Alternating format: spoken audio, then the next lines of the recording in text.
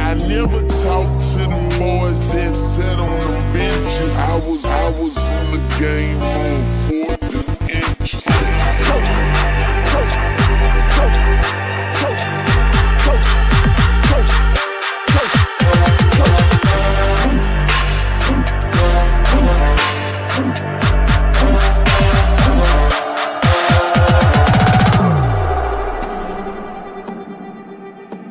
Now it's time to go to work.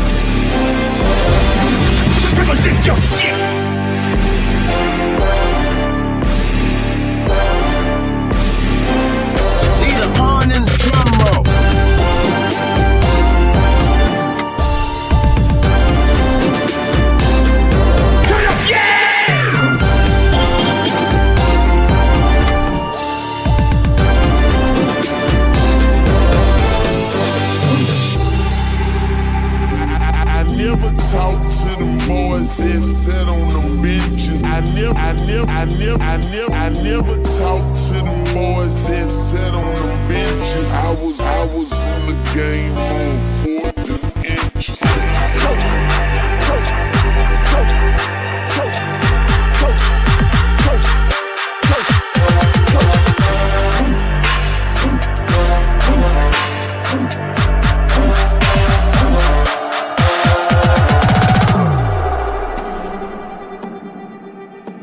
Now it's time to go to work.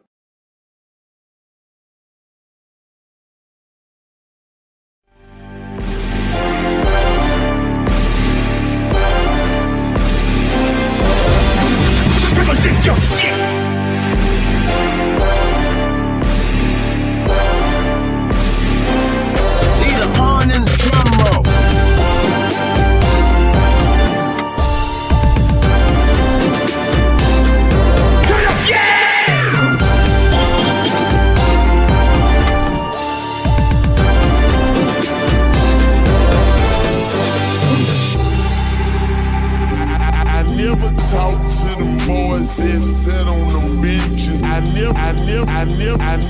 never talked to them boys that sat on the benches. I was in the game on 4th and inches.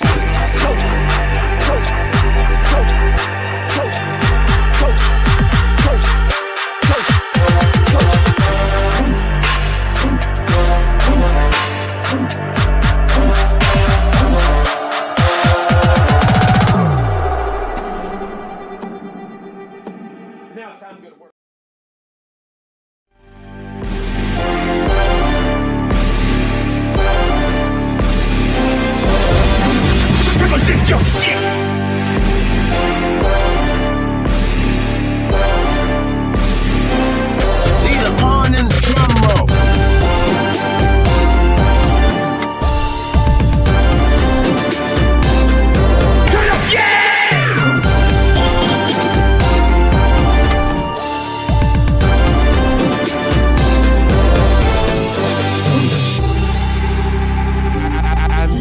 Talk to them boys that sat on the benches. I never talked to them boys that sat on the benches. I was in the game on 4th and inches.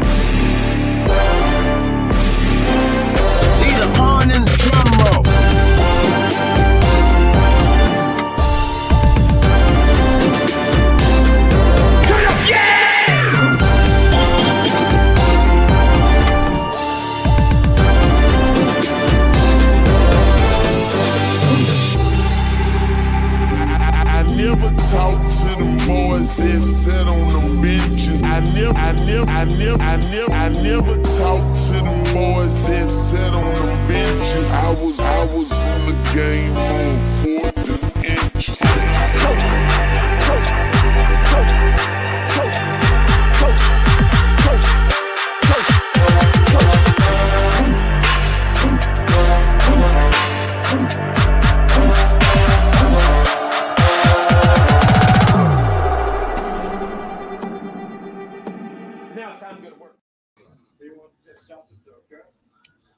Let's go to work.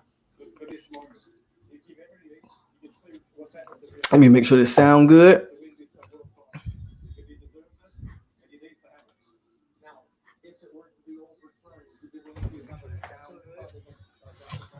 Let me turn this fight down in the back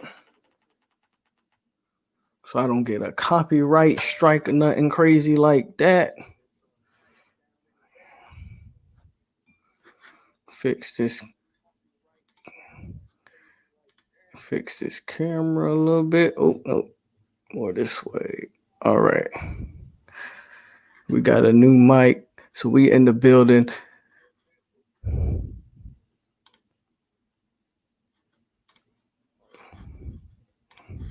Alrighty. I'm here. Win, lose, or draw, bro. Y'all already know. I'm in the building. Here we go. Let's get the goddamn show started. You on 863 Seminole TV. I'm your host, POLK, a.k.a. AloMoney, a.k.a. the goddamn truth.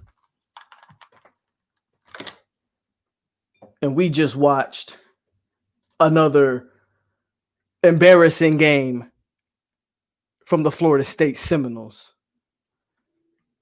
I will be having this Terrence Crawford and Kell Brook fight on in the back. So we'll be live streaming that as well, because that is more entertaining than anything we've watched today from a football standpoint. I got my stuff on deck. I'm tired of watching this team, but it is what it is. You know, we in the building.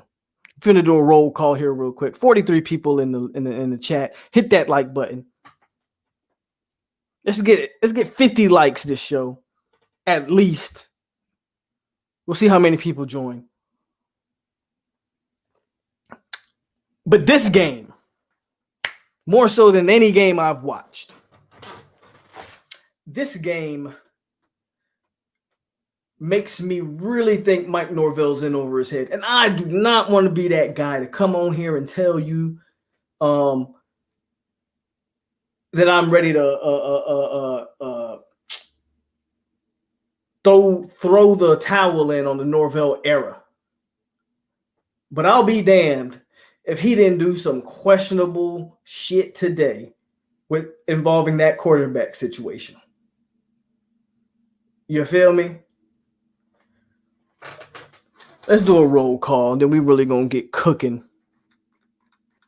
So if you haven't hit the chat up, let me know you're in the chat so you make this roll call. Mike Thompson in the building, Antonio Dupree, Skyline Kid, Antonio and Jaleesa King, good to see you as always. Anthony Gatlin, what's poppin'? Joshua Rucco, Jay Play, Pay Attention Son, what's up? Ardavius Hall, Brandon B, Peter Shields, London Oliver, Kusami Hayes was popping. Jarvin Jennings ain't seen you in a minute, man. What's up? Irv Gotti, Matt Will, Hurricane Kilo, D, Irv Gotti, Panama, No Blooded in here every Saturday. Sniper Gang in here every Saturday. Corey Hall was popping. John Shields, I'm sorry. My normal Miami troll. What's up, John Shields? What's up, Jen? Brian Waters, D. Thompson, my Air Force brother. What is up? What is up, everybody? You are on Saturday Night Live. This is the Instant Reaction Podcast to FSU versus NC State. Again, You are on 863 Seminole TV with your host, POLK, a.k.a. AloMoney, a.k.a. The Goddamn Truth.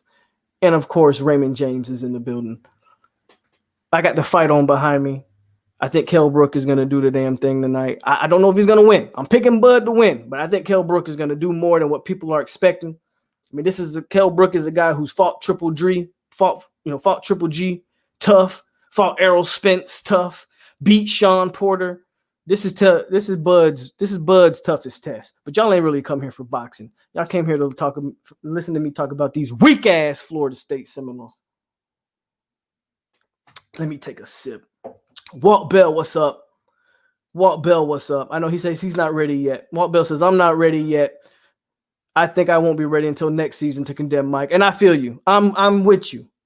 I'm with you. But I'm going to tell you why I'm questioning Mike right now. But I'm with you, Walt, because I'm not ready to throw the towel in on the Mike Norvell era either. Because I understand what's going on with inside.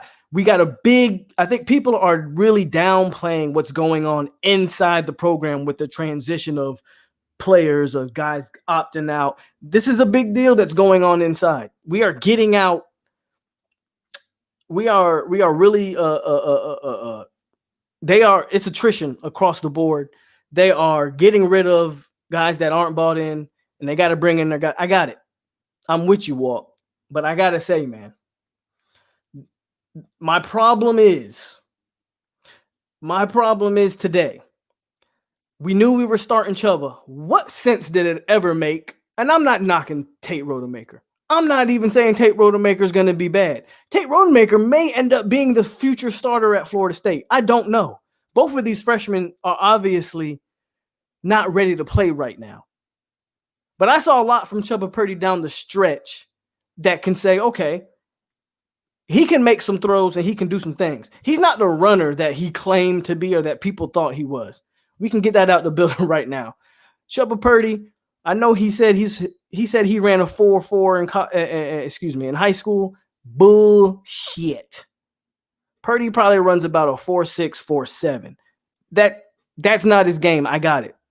I think Jordan Travis, look, let's pay tribute to Jordan Travis and how relevant he made this offense look. Okay? He's obviously dealing with injury. I think Jordan Travis comes back next year with a vengeance. He will be the starter next year. It's pretty apparent. That doesn't mean the future is not bright for a Purdy or a Rodemaker. I just don't understand what Mike Norvell was doing with the quarterbacks, guys. I don't get it. I don't understand it. Someone please help me understand what the hell was going on with the quarterbacks. What sense did it ever make to put Tate Rodemaker in there? Only to play Chuba Purdy the rest of the game. Then you score a touchdown and you put Tate Rodemaker in on a 2-point conversion that's intercepted. What are we doing? It's to the point where I'm not even mad. I just laugh at the dumb decisions that is being done. I've been defending Norvell and the offensive side of the ball all year. Anybody who watches me, 54 people in the chat, hit that damn like button. I've been defending Norvell in this offense all year. When it's pretty apparent that the only person I should have ever been defending was Coach Atkins and that dude Jordan Travis. He is the difference offensively. I don't think Mike Norvell knows what the hell's going on offensively. I'm gonna be honest with you. You start the game with Chuba Purdy. Now, look, I'm not saying you throw a true freshman out there and you drop back 10 times in a row, but God dog it, we ran the ball. Run. Wildcat, run, Wildcat. Like, you never gave Chuba Purdy a chance to establish any rhythm, nothing.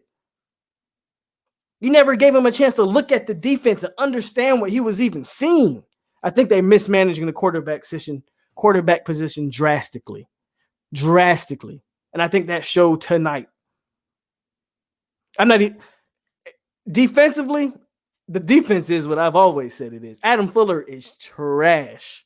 We're on a 3rd and 6. I'm watching a 3rd and 6. I'm looking at the slot receiver going, they're going to throw it to the number 5 or 6, whatever the hell the boy's number was. And the safety is playing 10, 15 yards off the ball. Now, I know Jordan Travis has played football for a majority of his life.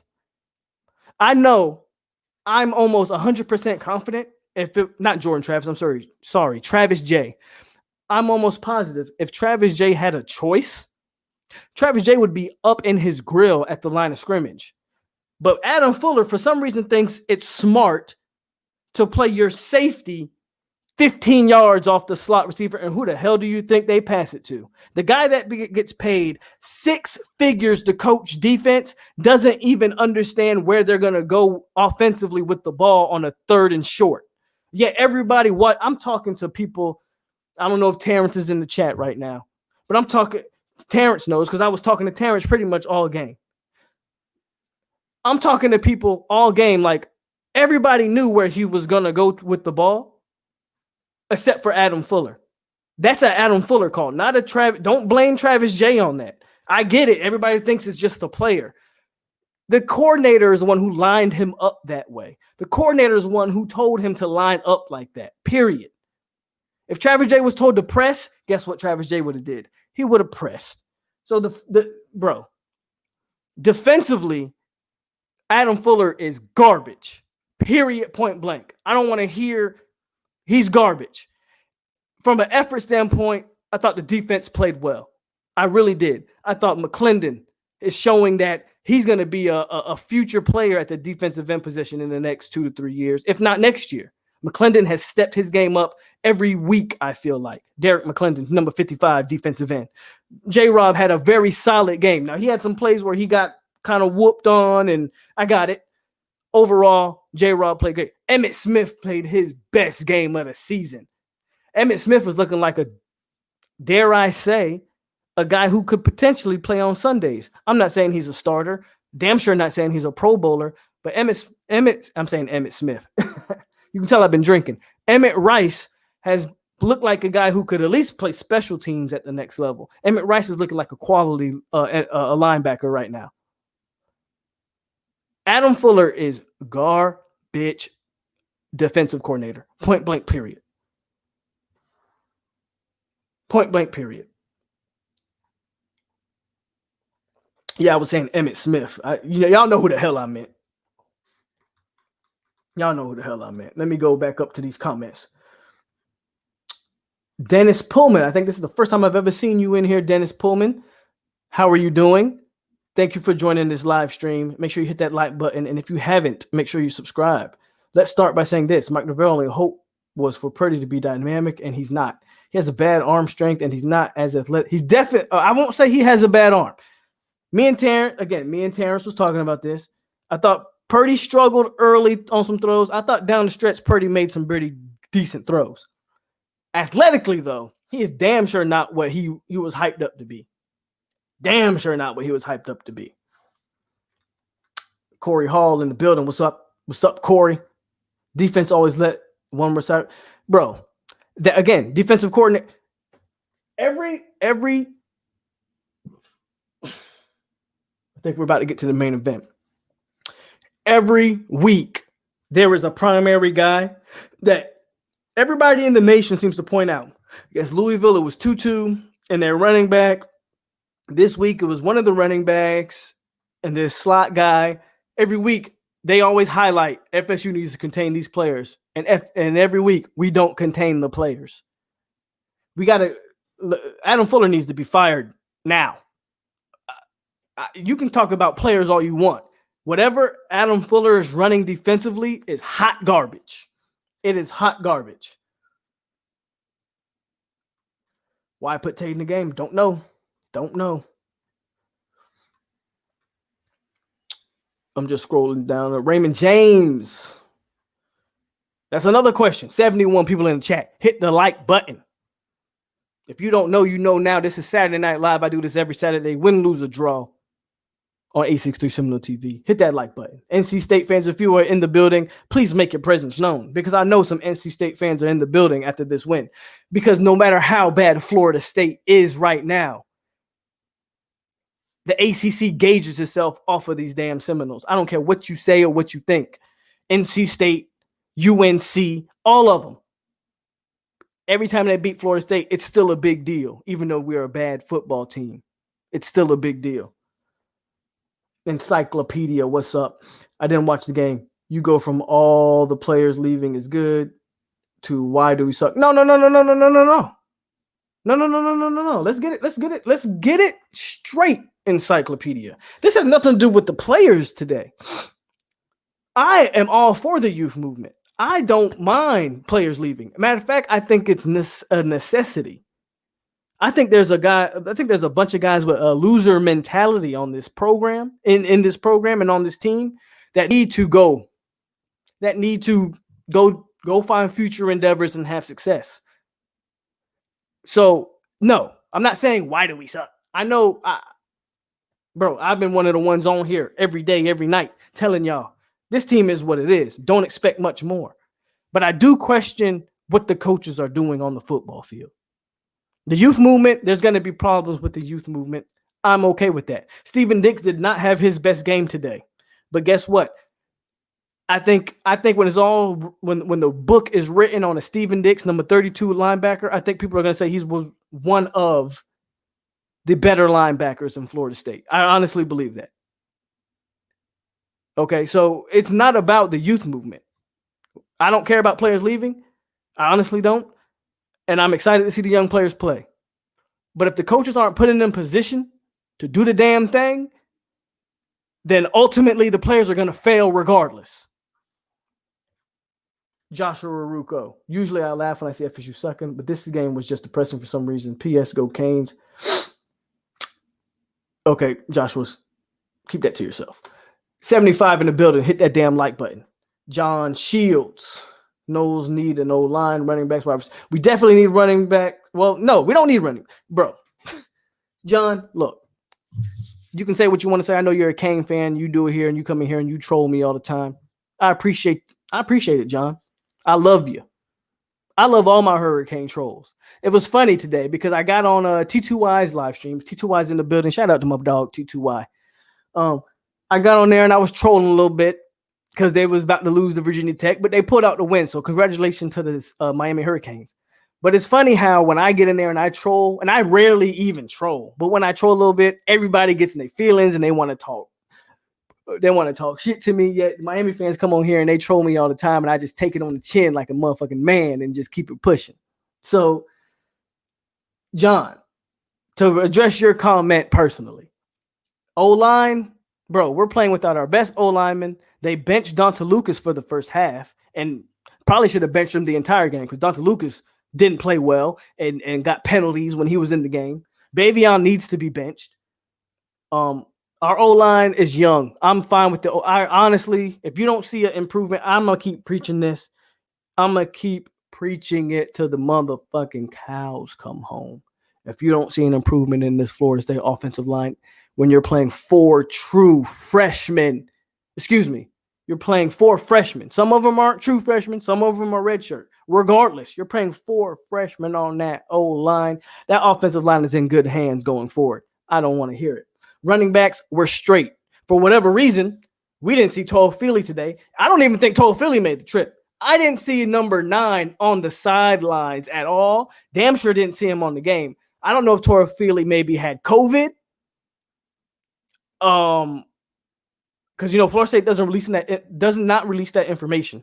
I don't know if Toafili had COVID. I don't know if Toafili is injured in another way. Toafili did not. I don't think he made the trip. I could be wrong on that, but I didn't even see him on the sideline. Damn sure didn't see him on the game.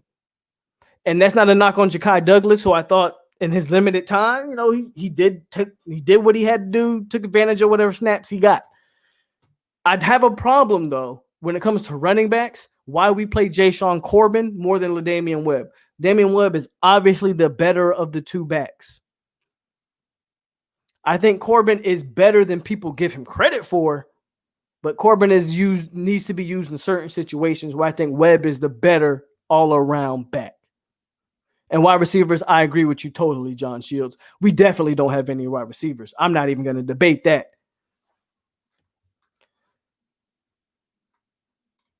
Because they were dumb.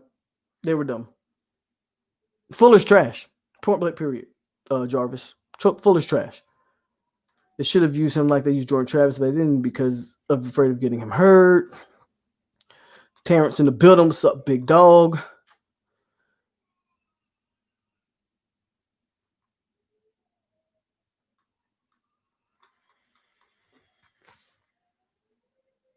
Andrea.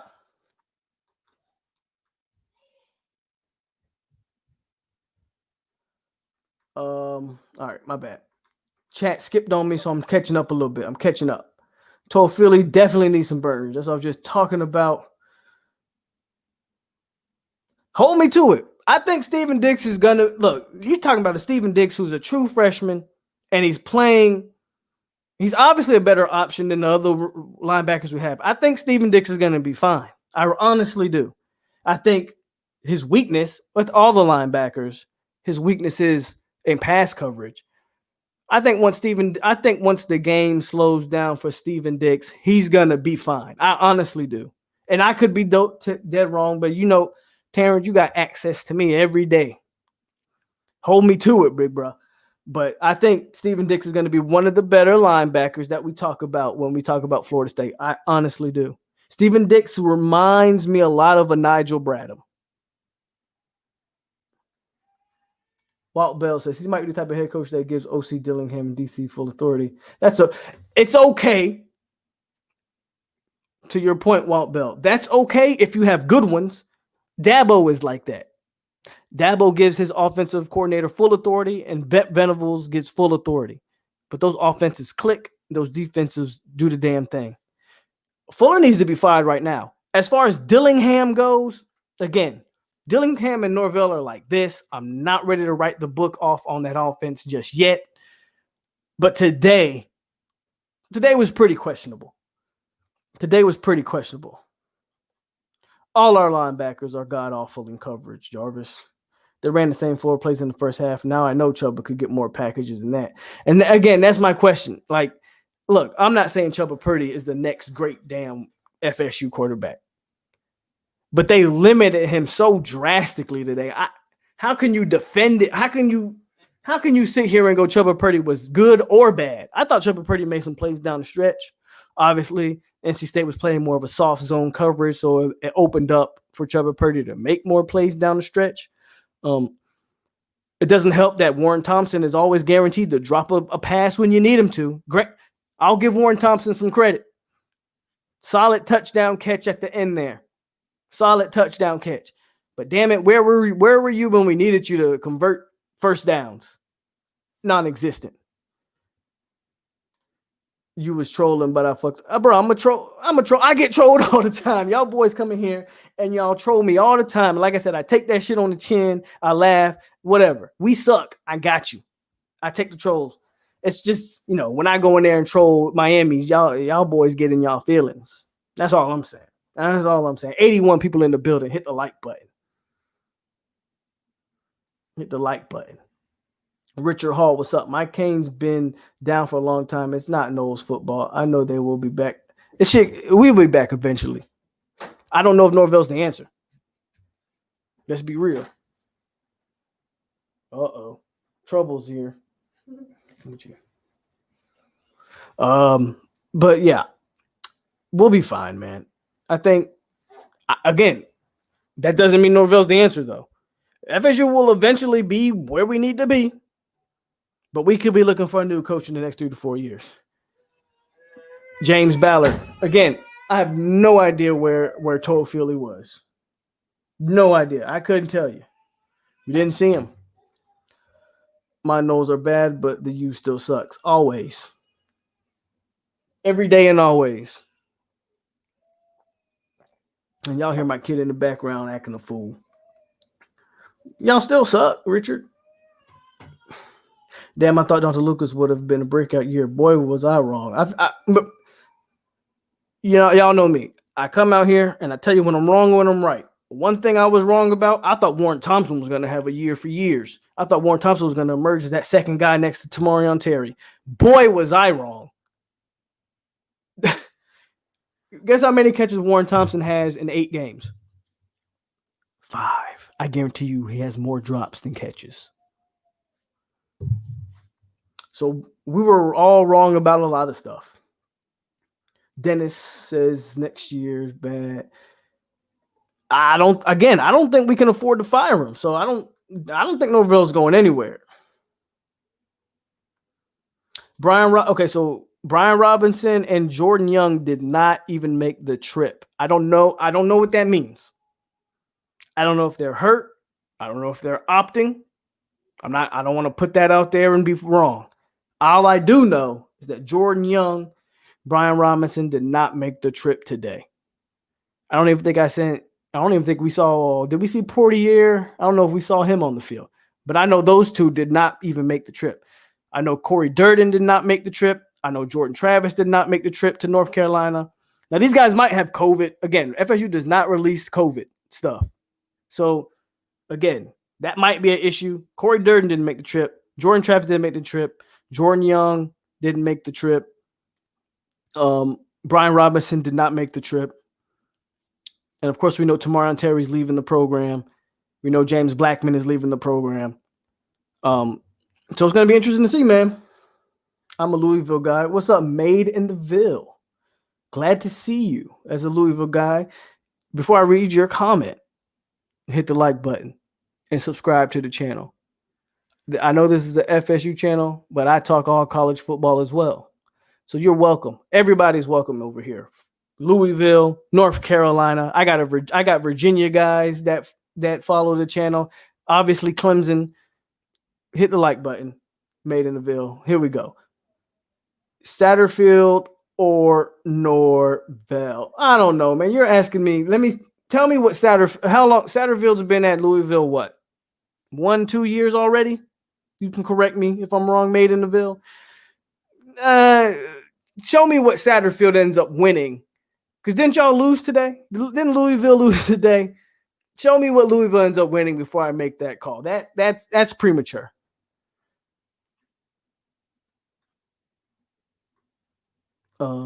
Giuseppe, what's up? I'm at my wits' end.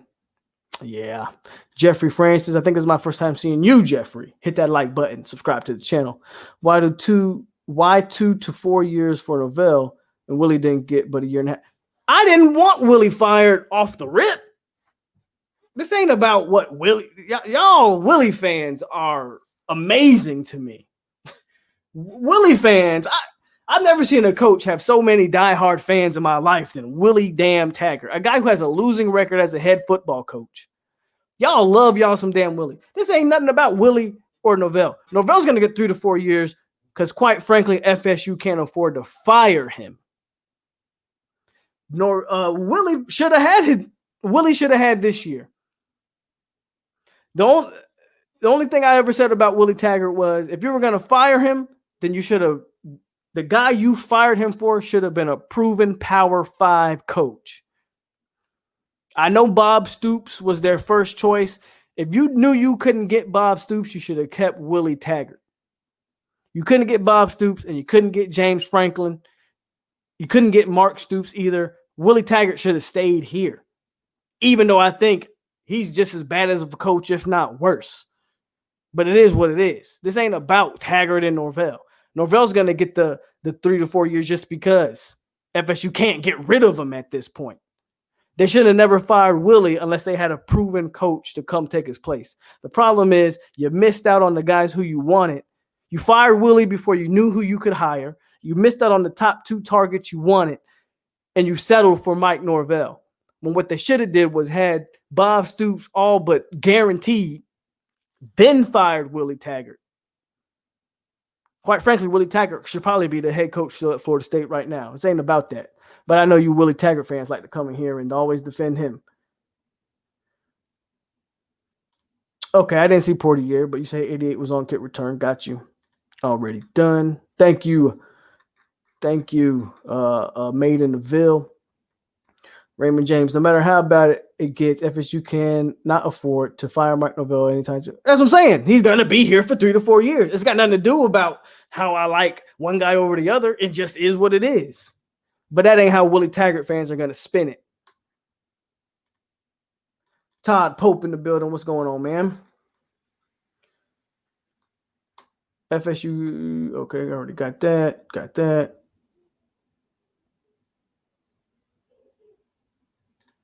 Trucking T, my first time seeing you. You already know what to do. Hit that like button and subscribe to the channel, big dog. But this is a Polk County for FX. Bro, 863 all day over here. This is Polk County for sure. Even though I know most of Polk County is a bunch of Gator lovers. Not over here. We Florida State all day, every day. So Satterfield's been there for 2 years, like everybody's telling me. But Satterfield hasn't won anything. And look at he has a losing record this year. So how can you say Satterfield over Norvell? And Norvell doesn't have any talent like a Tutu Atwell.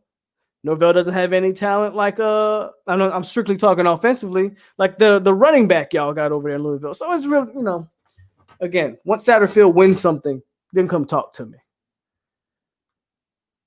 Willie fans. Exactly. They're not even FSU fans, dog.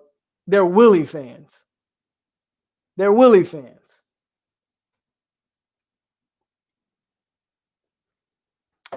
You can't expect much from Hamza Ardavius in his first game of the season. If I was Hamza, I would have sat out the entire season. You can't expect much from Hampton Hazardine when the defensive coordinator ain't even putting people in positions to be successful. Jeffrey says he's a Kane fan, but facts. All right. Thank you for clarifying, but it is what it is. I still stand on that Willie Taggart stuff because you're not the first one that come in here talking about Willie Taggart all the time. Cliff, good to see you in the building. What up, my guy? Nice growth today. Just being, you know what it is. Terrence agrees. We got to have money. I don't want to hear this shit. Of course, we have money. So I've said this before. FSU's not broke. They're just cheap. Our boosters are cheap compared to other universities. They have the money. Obviously, they have the money because they paid $20 million to Taggart to go sit in Boca and coach the Owls. So we know where they got money if they want to spend it.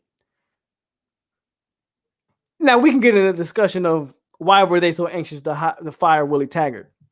I know the answer to that. Let's be real on that, okay? They were losing money on Taggart, a black head coach. I ain't going to pretend like I don't know the answer to that. That is the truth. Not only was Taggart a black head coach, but he wasn't winning.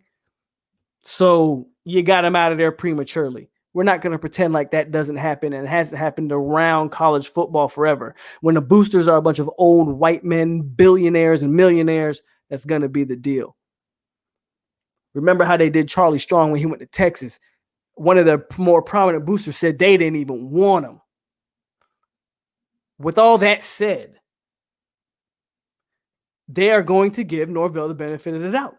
And they're not going to pay another $30 million, $20 million buyout for a Mike Norvell. They're just not going to do that. So Norvell's going to get the benefit of the doubt. It just is what it is. Was Willie Taggart given a raw deal? In some degree, yes. Willie Taggart also took over a more talented program, though, at the time. And instead of being an authoritarian figure and trying to get this team on the right track, he wanted to play music during practice. He wanted the guys to dance during practice. He wanted the guys to dance before kickoff. There was a lot of things that Willie Taggart didn't do to help justify keeping him. It's unfortunate. But as black men and black head coaches, the truth is the truth. We play behind the 8 ball every day anyway. So Willie Taggart would have been smarter going forward. It's unfortunate, but it's the truth. I think they swung and missed and got stuck with Norvell. They definitely swung and missed and they got stuck with Norvell. Absolutely.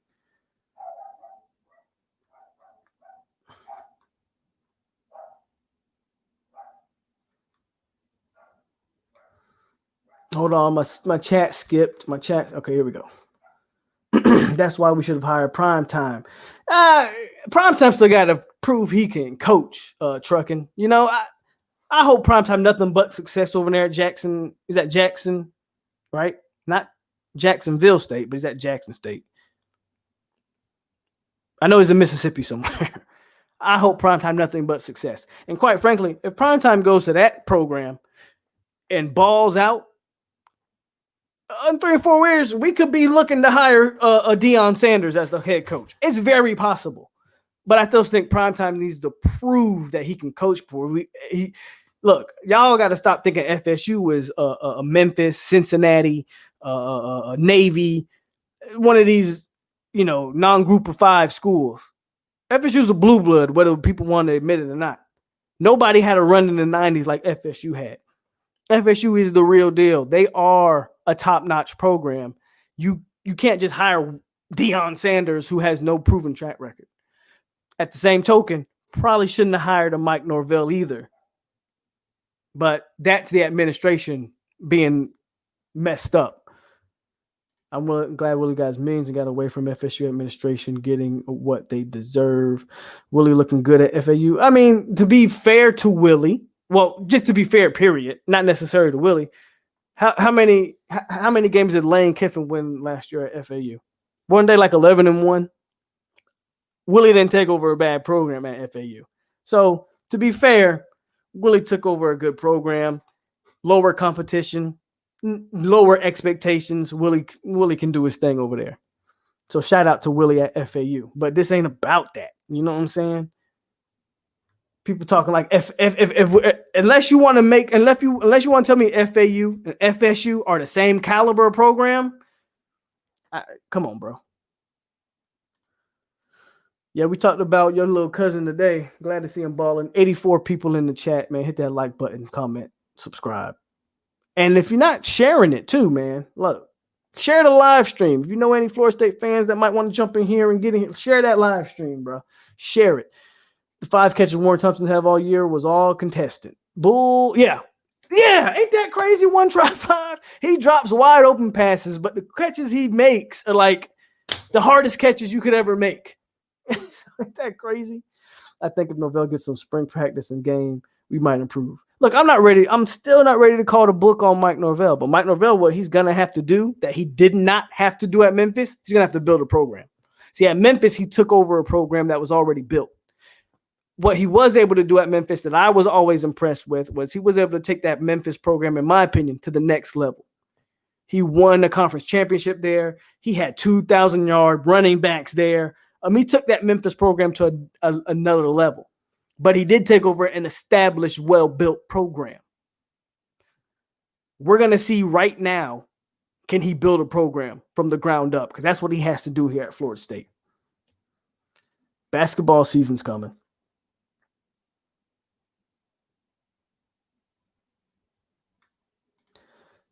Yeah, Todd, if you want to come in here, I put the link here. I'll put the link in here again. But you can definitely come on here.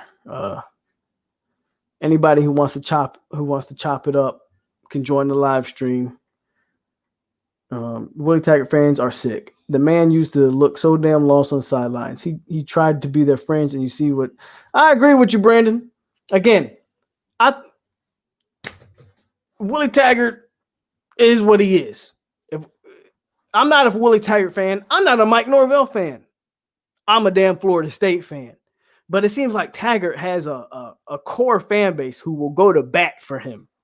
But it is what it is. Anthony cheers in the chat. 79 in the building. Hit the like button.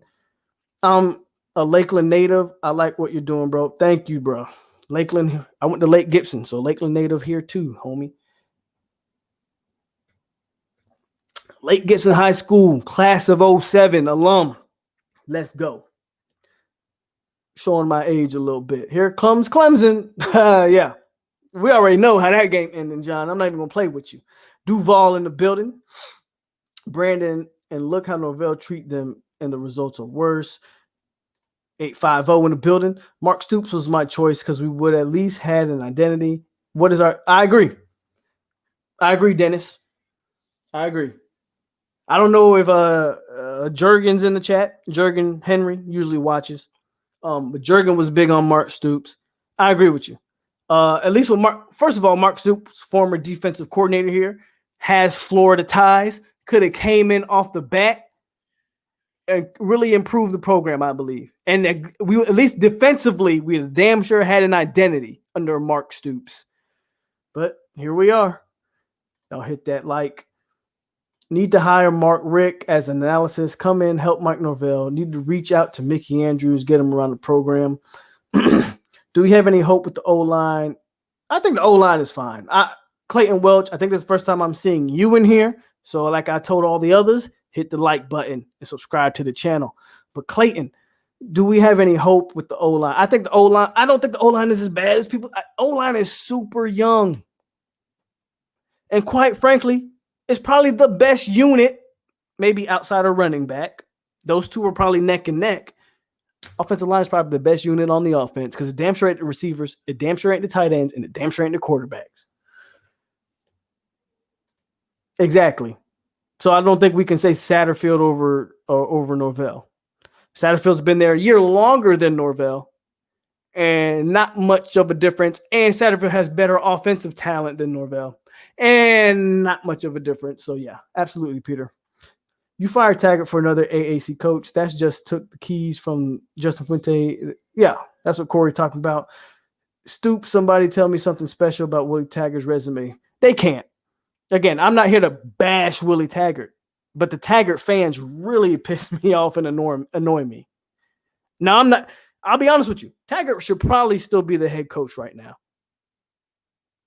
But I'm not going to sit here and pretend like Taggart was this awesome coach.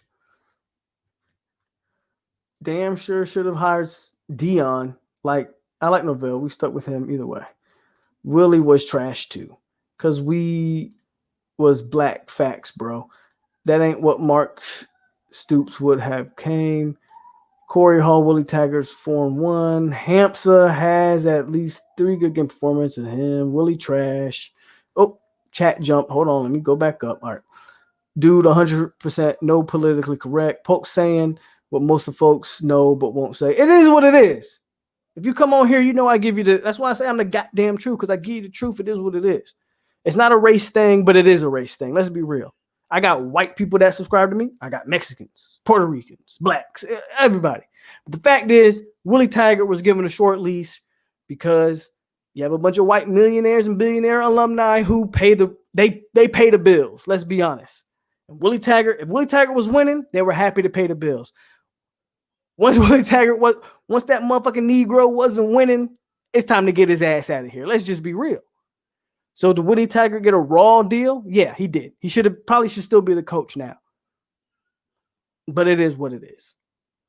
Willie Taggart, in my opinion, while I think he should probably still be the coach, he didn't do anything to alleviate that. He didn't do anything to help his position. Again, no structured practices. I mean, I don't know about you guys, but I watched the practices. I watched videos of those practices. Not only were they playing music, which I don't necessarily have a problem with the music. What I do have a problem with is you're playing music, kids are dancing, and while a rep is going on, the kids who aren't involved in the rep are dancing instead of watching the rep and learning. Where's the coaching there? Pay attention to what's going on so we can improve. The things like that is what got Taggart fired. The boosters are in control now. If we hired Dion, he would have had his own money and basically would be able to make moves. I hear you, but Dion still got to talk. I mean, Dion still got to prove he can coach, folks. That's real. Amen, POLK. On that Taggart take, ain't even recruit a QB. That, again, it's another thing that got Taggart's ass fired. Not only did he not recruit a quarterback in 2 years, he didn't recruit any offensive skill players. Not 2 years. That first year, he got a couple. That second full year, that was full Taggart recruits, not one wide receiver, not one running back, not one quarterback, not one tight end. How do you justify that as an offensive coach? You can't convince kids on your side of the ball that you are supposed to be an offensive mastermind. You can't convince kids to come play for you. That's another thing that got Taggart fired. It's not all a race thing. It's a race thing, but it's not all a race thing. There's a lot of things that Taggart did that got his ass fired, period. Whether he was white, black, or Mexican, or Japanese. Hell, pick a race. I don't give a damn. Taggart did a lot of things that got his ass fired. Ultimately, though, the short lease was because we all know why. Deion Sanders is sounding better and better. Yeah, I feel you. We don't We don't get respect like that. Travis J and Hamza played at half speed tonight. Come from injury. Yeah, I agree there. Great Walt, the Walt Bell. I agree there. It's time. It's time to fire Willie. Deion Sanders just flipped his son from Willie Taggart. But is that really a flip? Is it really a flip to get your son to come play for you? You know, I mean, we all know Deion and Willie had a close relationship. So it's not a surprise that Shadur Sanders wanted to play for Taggart in the first place. And then once Deion got a head coaching job, is that really like, oh my God, that's a great recruiting get? It's your son. Show me when Deion starts recruiting real. I'm not saying Shadur's not a real 4-star, but when Deion starts recruiting real 4-stars to freaking Jackson State or whatever the hell, Jackson State in Mississippi, HBCU, Division 2, 3 college, if he can really start getting those type of guys, then you'll have my attention. Getting your son to play for you isn't something that grabs my attention if we're just being real.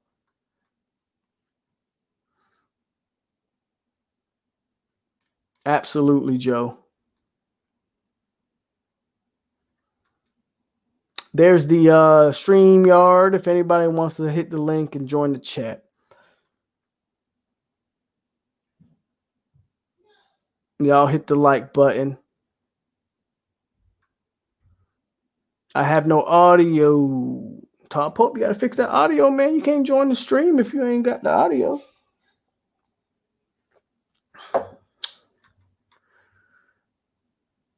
I don't think Fuller gets fired either. And that's unfortunate. But the more I watch this defense, the more I think Fuller should get fired. And, oh, man, I done missed we're in the first round of the Terrence Crawford and Bud are fighting right now. So I'm going to turn this up.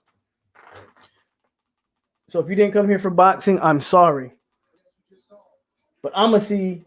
I got to pay attention to this fight because I think Kell Brook is going to give a damn good fight.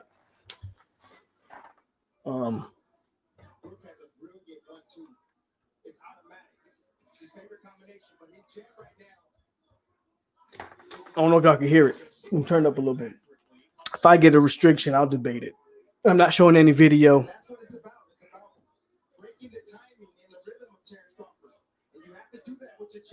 I think if Kell Brook pushes if Kell Brook pushes, I think he can he's the bigger fighter. He's not really. This is the first round. I didn't even know the damn fight started.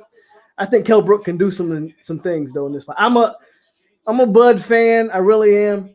But I think Kell Brook can do some stuff. If you don't know, I love boxing just as much as I love football, if not more. I'm diehard Florida State. That's why I made this channel, but I really mess with this boxing stuff. But anyway, let's get back to the comments. We're on commercials, so we'll get back to. I'm going to mute the commercials. If I can find the mute button. Okay, here we go. Mute the commercials, and I'll put it back on when the fight starts. I agree. I don't think Bob Stoops was ever coming. Hold on, y'all can't see my face. There we go. Y'all like my new mic? That thing glows and shit. I like it. Shout out to my wife for buying me a new mic. But yeah, I agree. Bob Stoops was never coming. I think if they really would have went after Mark Stoops, I think he would have came. With you, Polk. I'm an FSU football fan. Yes, sir. No blooded. How do I unblock the mic? Okay, Jay Oliver. I see you, I see you, dude. Give me a minute. Let me catch up on the comments. Oh, Jay left. I saw Jay Oliver in the bottom. If you want to rejoin, you can. I don't know. I don't know if that's something to do with your audio or what, Todd. I don't know. Okay, Jay, I see you. Let me catch up on the comments. I'm going to add you to the stream. Give me a minute. Mark Stoops would have came through. That was the answer. Fight time, Crawford and 7. You think Crawford and 7? I think Crawford going to win by decision. Oh, fight back on. But I don't really see Crawford knocking him out. I don't think Crawford knocking him out. Let me add Jay here. What's going on, Oliver? What's up, man? You know me, man. You know what I'm saying? You know, disappointed, but of course we're all disappointed. You speaking facts, though. You speaking facts. You know what I'm saying? When it comes to this FSU football, I mean, man, it's. I don't know, man. Where we go from here, I don't know. Bro, I mean, I don't know how long you've been watching me, bro, but I come on here and I spit facts every weekend, bro. Oh no, I've been watching for a while, man. I donated to your channel last week, man. I've been on you, man. That's right. Man. So Damn you know sure. what I'm saying? I fuck Damn with sure you. have. Like I said, I speak facts every day. I know people don't like to hear sometimes the stuff I gotta say. But you real though. You know what I'm saying? You speak from a fan like myself that you real about what it is. Like you realistic about it. Some fans are delusional. They still stuck in the glory days when we was winning. But right now we're in a total rebuild, man. Real shit. Total rebuild. And I look at Florida State football. What's up, baby?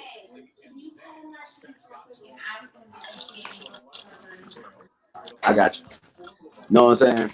And so it's like this is like worse than the lost years in the 09 when we was trash, 06, 07. I still remember when we got goddamn goose egg by Wake Forest at home. Bro, I agree with you totally. I agree with you 100%. This is the worst FSU football I've watched.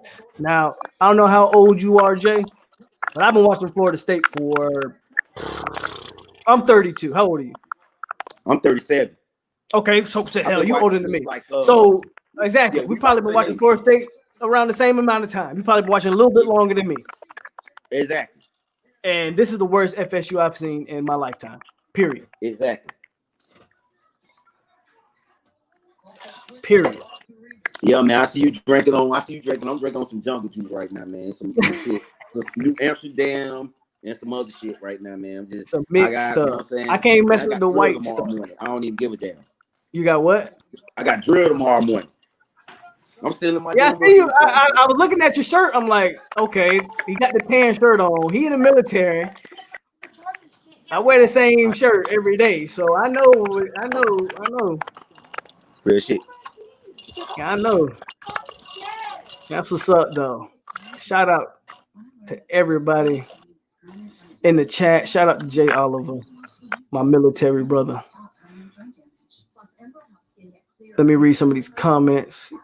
Jay just went black on me. He said, Joe, Brinson, and Polk. Y'all's point is valid. Harbaugh is consistently losing in Michigan, but he's still there.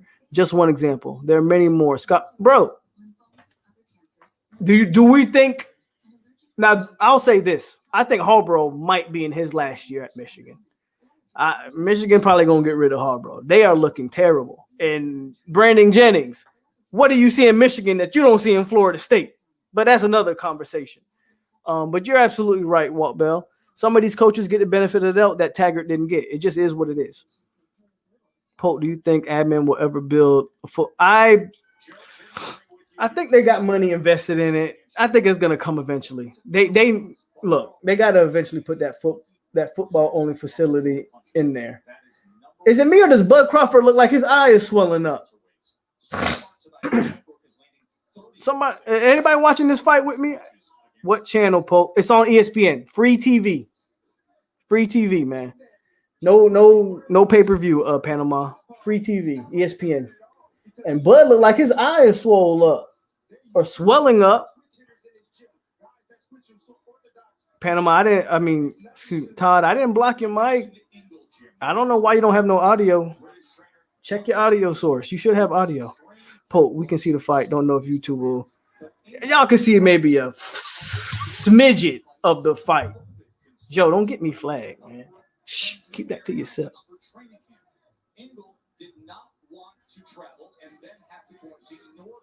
I think that left eye of Bud looked like it's swelling up, man. Third round. I think Kell Brook, man. I think Kell Brook can do better than people think, bro. I really do. Kell Brook has fought some elite competition. Jay, you there? I don't know where Jay Oliver went, but we'll keep him in. What a dude, Joseph Hardaway.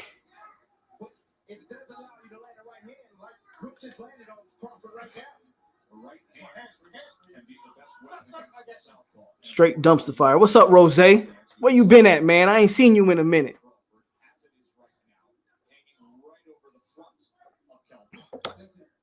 They told me I did not block your mic. I don't know who they are. Todd Pope. I haven't blocked one person on this channel. I've never blocked one person. Not one person has ever been blocked. Try to join the stream but no, I've never blocked your mic, Todd. I don't know what's going on. I don't know if that's a StreamYard thing. I don't know what that is. I've never blocked anybody. What's up, son? I agree, One Tribe 5. I agree. Oh! Hey, man, stop screaming. Oh. Oh. Oh. It's been a busy day. My son in How your son doing? I know how your son doing on the football tip. If y'all not turning into this fight, turn into this fight. Peter said, been watching since 93. This is bad times. I agree.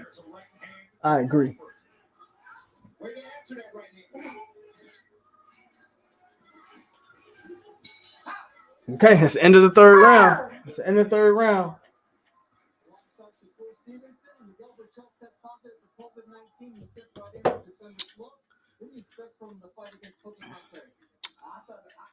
All right, Jay.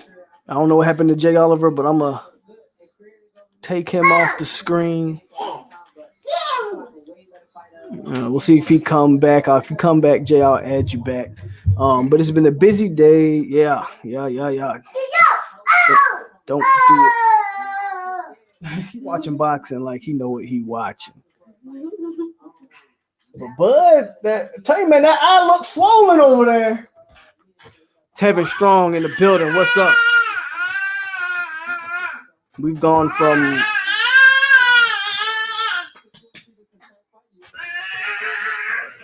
this fool acting crazy, my daughter acting crazy, everybody acting crazy behind me. I am not crazy.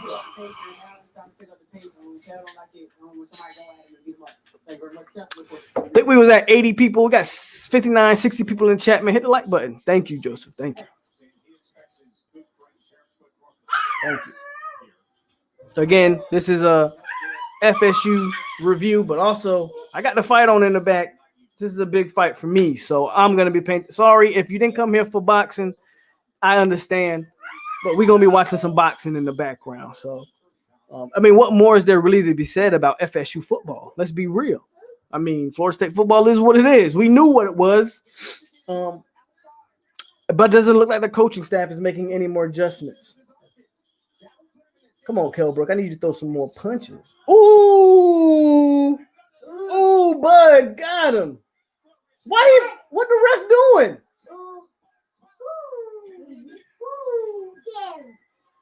What is the ref doing? I guess he gave him an 8 count, but Kelbrook didn't even hit the floor. Oh man, Kelbrook finna get stopped. What? Oh, that was a bullshit stop. Kelbrook never even hit the floor and they stopped the fight. Are you kidding me? Now, I'm a Bud Crawford fan, but get the hell out of here, dog. At least the dude got to hit the floor first before you stop the fight. Now, I agree, Bud was rocking his ass. Don't get me wrong. He was rocking him. Don't get me wrong. But come on, man. Shout out to Bud Crawford, though. Shout out to Bud Crawford. I still don't think he can beat Errol Spence, though. But shout out to Bud. 4 rounds. Wow. He took Kelbrook out in 4 rounds. I still don't like that stop, though. I don't like that stop. And maybe that's just me.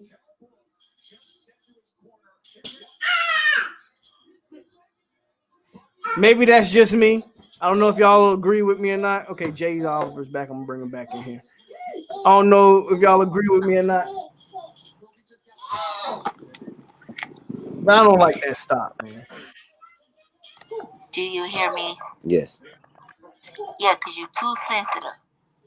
Too sensitive. You think he was done? I don't know. Was he done? He didn't hit the floor. Terrence said he was done. Yeah, that stop was great. I think so, Joseph. I think that stop was a little premature, man. I think that stop was a little premature. Jay Oliver, what's up? What's up, What's bro? up? Man, had to get off for a minute. But yeah, man, this is by far the worst Florida State team I've witnessed defensively and offensively, man. It's just like I feel like the offense it had some hope, but I don't be knowing sometimes what Novell the fuck be doing, man. Like I ain't understand it. Like you go for it, which I have no problem going for it. But why the fuck do you call a wildcat like the same play you just ran like next couple plays ago? Like they gonna be looking for that. It's just Jay, like this. Some of the You know what my calls problem was from the jump. You know what my problem was. The second play of the game, we called the Wildcat. Right. Now, my thing is, Chubba Purdy, this is his first time starting. Boy, Chubba Purdy, right? This is his first time starting. In the second play of the game, you don't give him a chance to even scan the defense and see, just give him a chance to read the defense and see what maybe he sees. You feel me? You called a Wildcat the second play of the game, and we get a false start. Of course, Bavion Johnson gonna do the false start. He garbage, period. Right.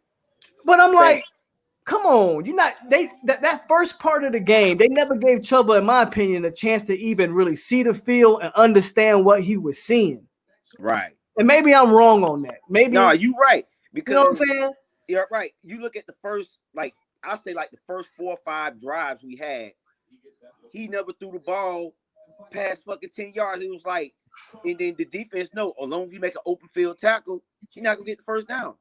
I mean, you don't even give him a chance to throw the ball deep downfield. It is like we was just too gimmicky, too much that first half of the game, and then late in the game, like you were saying earlier, like how the defense was playing a soft coverage, so Purdy was able to make a lot of more deeper throws.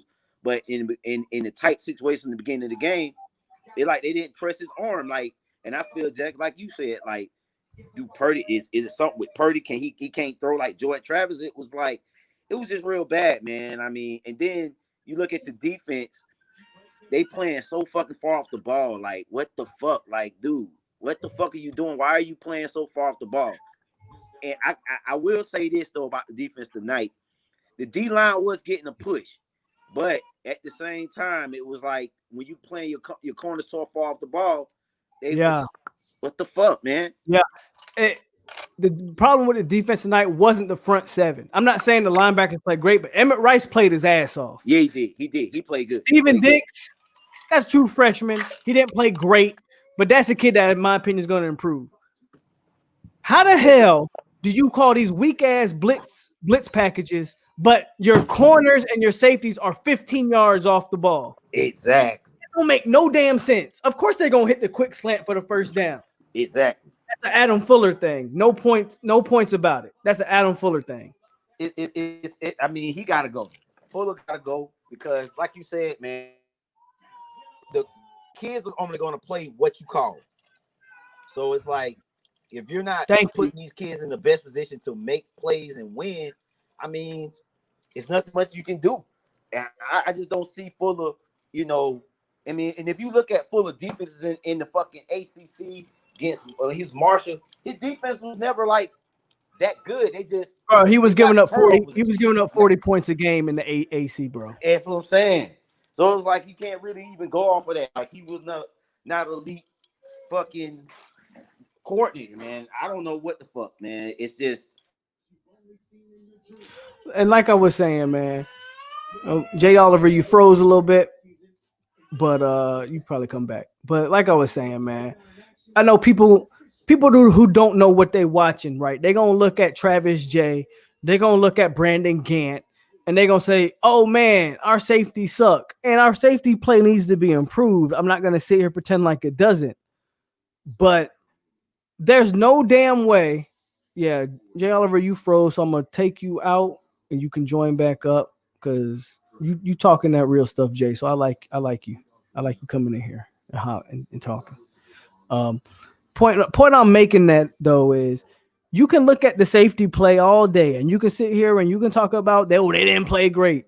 Adam Fuller put him in a position to be burnt every game. Not every game in this game. It's a 3rd and 6, and Travis J is 15 yards off the ball. Come on, rationalize that. If you want to give a certain look, I got it. But that means you need to have a nickelback on the slot receiver, and they couldn't even do that. Adam Fuller has to go. My opinion on Mike Norvell is it's reserved. My opinion on Mike Norvell is still up for debate. I'm giving Norvell and that offense a chance because I see with with Jordan Travis in there at quarterback, I see an offense that can be kind of special. Defensively, Adam Fuller hasn't shown me one thing this year defensively that makes me say Adam Fuller's the defensive coordinator of the future. The hell with Adam Fuller. He needs to be fired tonight, period. All right, Jay, you back in. I'm going to bring in Mid-A's. I think it's my first time seeing you, Mid-A's. You got Louisville and Virginia in the background. Okay, I think he had Louisville. Put these trolls on. So I'm finna get them. I'm finna get them. I'm finna get both of them. I don't know if he's a troll, but he might be a Louisville fan. I'm gonna bring him in here though. Bring him in here. What's up, homie? Nah, bro, I'm made for the Ville. Okay. What's up? Yeah. You a troll? Nah. No. Give him a chance, Jay. Give him a chance. Listen, I checked you out a couple weeks ago because it's crazy because ever since Louisville got in the ACC, you check out who's there. You kind of try to make your way up the ladder by seeing what kind of wins you can get, right? And Louisville comes in the ACC. You watching the Willie Taggart situation. A lot of Louisville fans knew Willie Taggart from Western Kentucky. True. And they also know Stoops from Kentucky. So Louisville fans been watching the Florida State reaction the whole time. You know what I'm saying? So it's like, yeah. I wasn't capping when I was like, shit, you sound just like Louisville fans talking about Norvell, talking about Satterfield. Look, they ready to get him out of here after Virginia lost today, even though he's turned 2-2 and Hassan like Petrino got credit for some of those guys, and Satterfield is kind of getting the most out of them. So we dealing with the same, Louisville still respects Florida State, but we still use you as a measuring stick to say, okay, how you dealing with the down times? You know what I'm saying? Is this a time where Louisville can kind of backdoor in the FSU? So check this out. No disrespect to Louisville. Right. But Louisville's never been FSU. It's just facts. Right. Louisville knows it too. Louisville's never been FSU.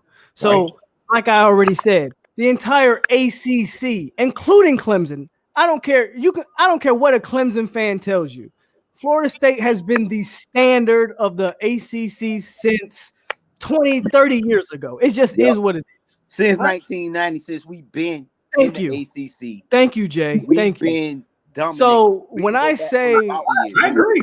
So again, no disrespect to Louisville. So I know you guys use this as a measuring stick because NC State might not admit it tonight, but that was a big game for them. Right. Because no matter how bad FSU is, we are still the measuring stick. That's why I said like Satterfield is like, let's be honest, let's be real. Y'all got Lamar Jackson because Jimbo wanted to make him a wide receiver and not play him quarterback. That's just the facts.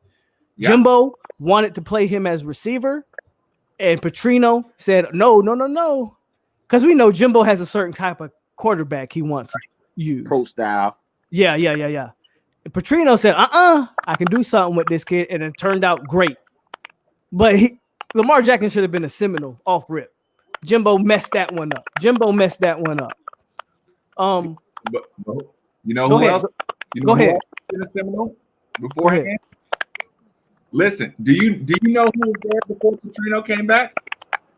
Now let me know. Tell me. You were just talking about it earlier. That Texas conversation you just had, that was Charlie Strong. So Charlie Strong busted Florida in the Sugar Bowl. Charlie Strong was working the Louisville program into where it needs to be. So when Absolutely 2.0 comes in, we got some people to work with. Just like he gets fired.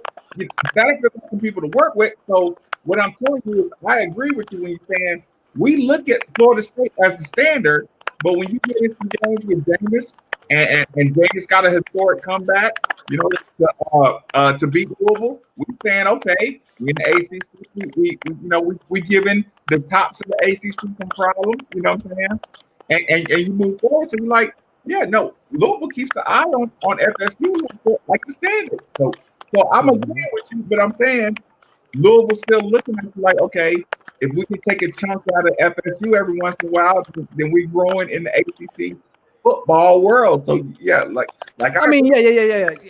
Louisville is Louisville has a football budget. If I'm not mistaken, y'all football budget is higher than Florida State. Like y'all are invested in football, and that's what's up. That's what's up. FSU, what FSU has right now is the logo. Okay, our logo means more than that Cardinal logo that you have. But our boosters aren't investing like your boosters are investing. That's just a fact. You were speaking facts and you said, listen, our boosters is ready to run Charlie out of here. You know what I'm saying? So they weren't ready to run him out of here, but to your point, it wasn't the same kind of support that some other guys might have got. You know what I'm saying? So between Charlie, Bobby 2.0, Satterfield, they just trying to gain ground in the ACC on FSU, and we had some good games. Like I said, I know the Lamar Jackson thing is an outlier because he's just a problem. You know what I'm saying? Yeah, no doubt. Lamar's a problem. Yeah, but you still got to go Teddy Bridgewater, Lamar Jackson. The Reggie Bond. You know what I'm saying? These guys they've been putting in some good slow work to be a. I mean, one of my childhood friends became a Louisville Cardinal, Blau Powell, who played for the Jets. That's my guy. Yeah, that's my guy. Blau Powell. Me and him, we went to the same middle school, played in the same Pop Warner, Crystal Lake Panther. I mean, Blau. We went to the same high school, Lake Gibson Braves. Blau Powell is one of my childhood friends. He played for Louisville Cardinals. I got a home. Well, he ain't my homeboy, but he was my uncle homeboy. I don't know how far you go back, Louisville fan, but he played wide receiver for Louisville. His name was Arnold Jackson. Came out of Jacksonville, Florida. Look, Jackson. Look, I'm gonna show my age a little bit.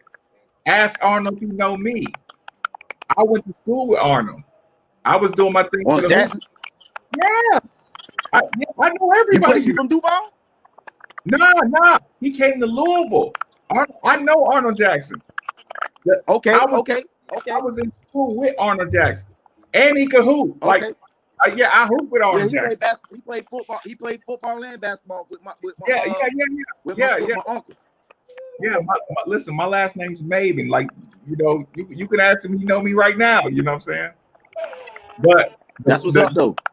Yeah, the point being, I was just saying, they look at Florida State as, okay, if you beat them, get closer. You know what I'm saying? If you can get right, if you can push Clemson, if you can push FSU, you can move up. But I'm gonna say this though, like Florida State always been the standard in the ACC. Like Clemson, and I'm just be real. Clemson just really comes on really as a powerhouse because before Dabo, we used to run through Clemson. I remember back in the day, we used to be. I mean, before we used to blow Clemson ass out like every time we even touched. Clemson wasn't even thought of. Y'all was but the reason Clemson just not getting like that where we were in the past. Listen, y'all was the reason they called it Clemsoning for the longest, and I agree with that. Listen, I was there when Listen, I was scared to go to Dillard's when Peter Ward was in Dillard's, getting hooked up. So yeah, you P-Dub. Say it again. P-Dub. you said what? P-Dub. You see him behind me? Yeah. That was my guy back in the day. So, Bro, yeah. P-Dub. I don't care what nobody say. The greatest college player I've ever seen. But I'm biased. But P-Dub is. Listen, man. I'm telling you, man. Listen, I was in school. He gets caught at Dillard's. We've been getting the same Dillard's hookup. I was scared to go to Dillard's for about 2 years because of the little. If anything about selling Dillard's, you could get the hookup. I knew about it. I'm from Lakeland, Florida. Okay. That means I'm from the same place of the Pouncey twins, who are in the NFL, Chris Rainey, all those guys. You don't think those guys were getting hookups? Those guys was getting hookups all the time. All of them was getting hooked up. So people say, "Oh, Free Shoes University and Peter Warwick and Lavernius Coles was getting free." Everybody was getting that crap. Jameis never stole crab legs. He was given crab legs. Listen, I don't care what nobody tells you. He was given crab legs. You got to think the only reason he said he stole them because the NCAA is so damn crooked and so damn ridiculous that if he would have said he was giving stuff for free, FSU would have faced penalties.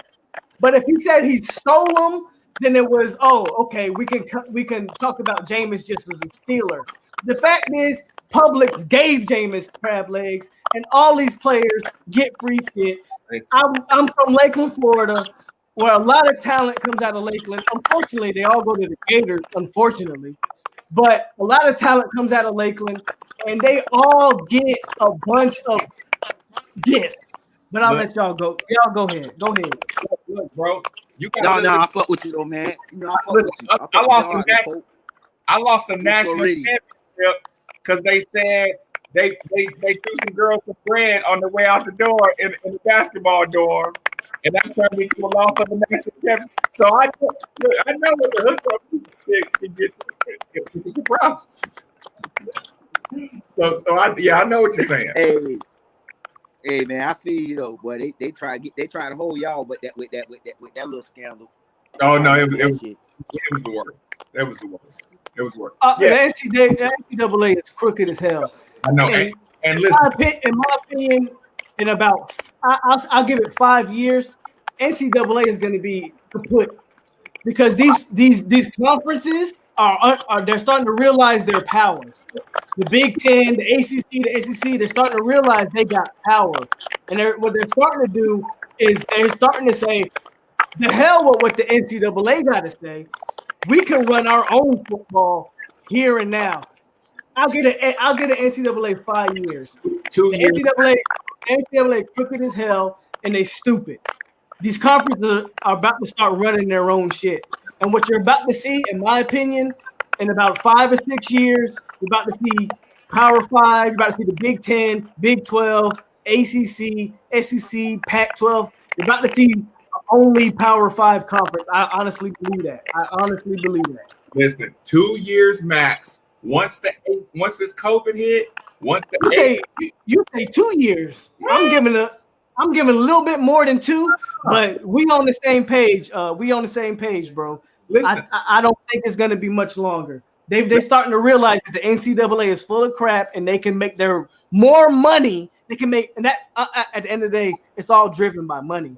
They're about to realize that they can make more money away from the NCAA. And the only thing the NCAA is going to have a governing body over is those Group of 5 schools, because the Power 5 is going to realize they're more powerful than the NCAA ever was. Listen, once the ACC and the SEC in football decided to come up with their own plan to actually play football when the rest were trying to shut down, that's when I went to 2, because I knew, listen, between our athletic director getting with the SEC athletic director and saying we can devise a plan with testing, we can devise a plan with tournaments, we can devise a plan with all that.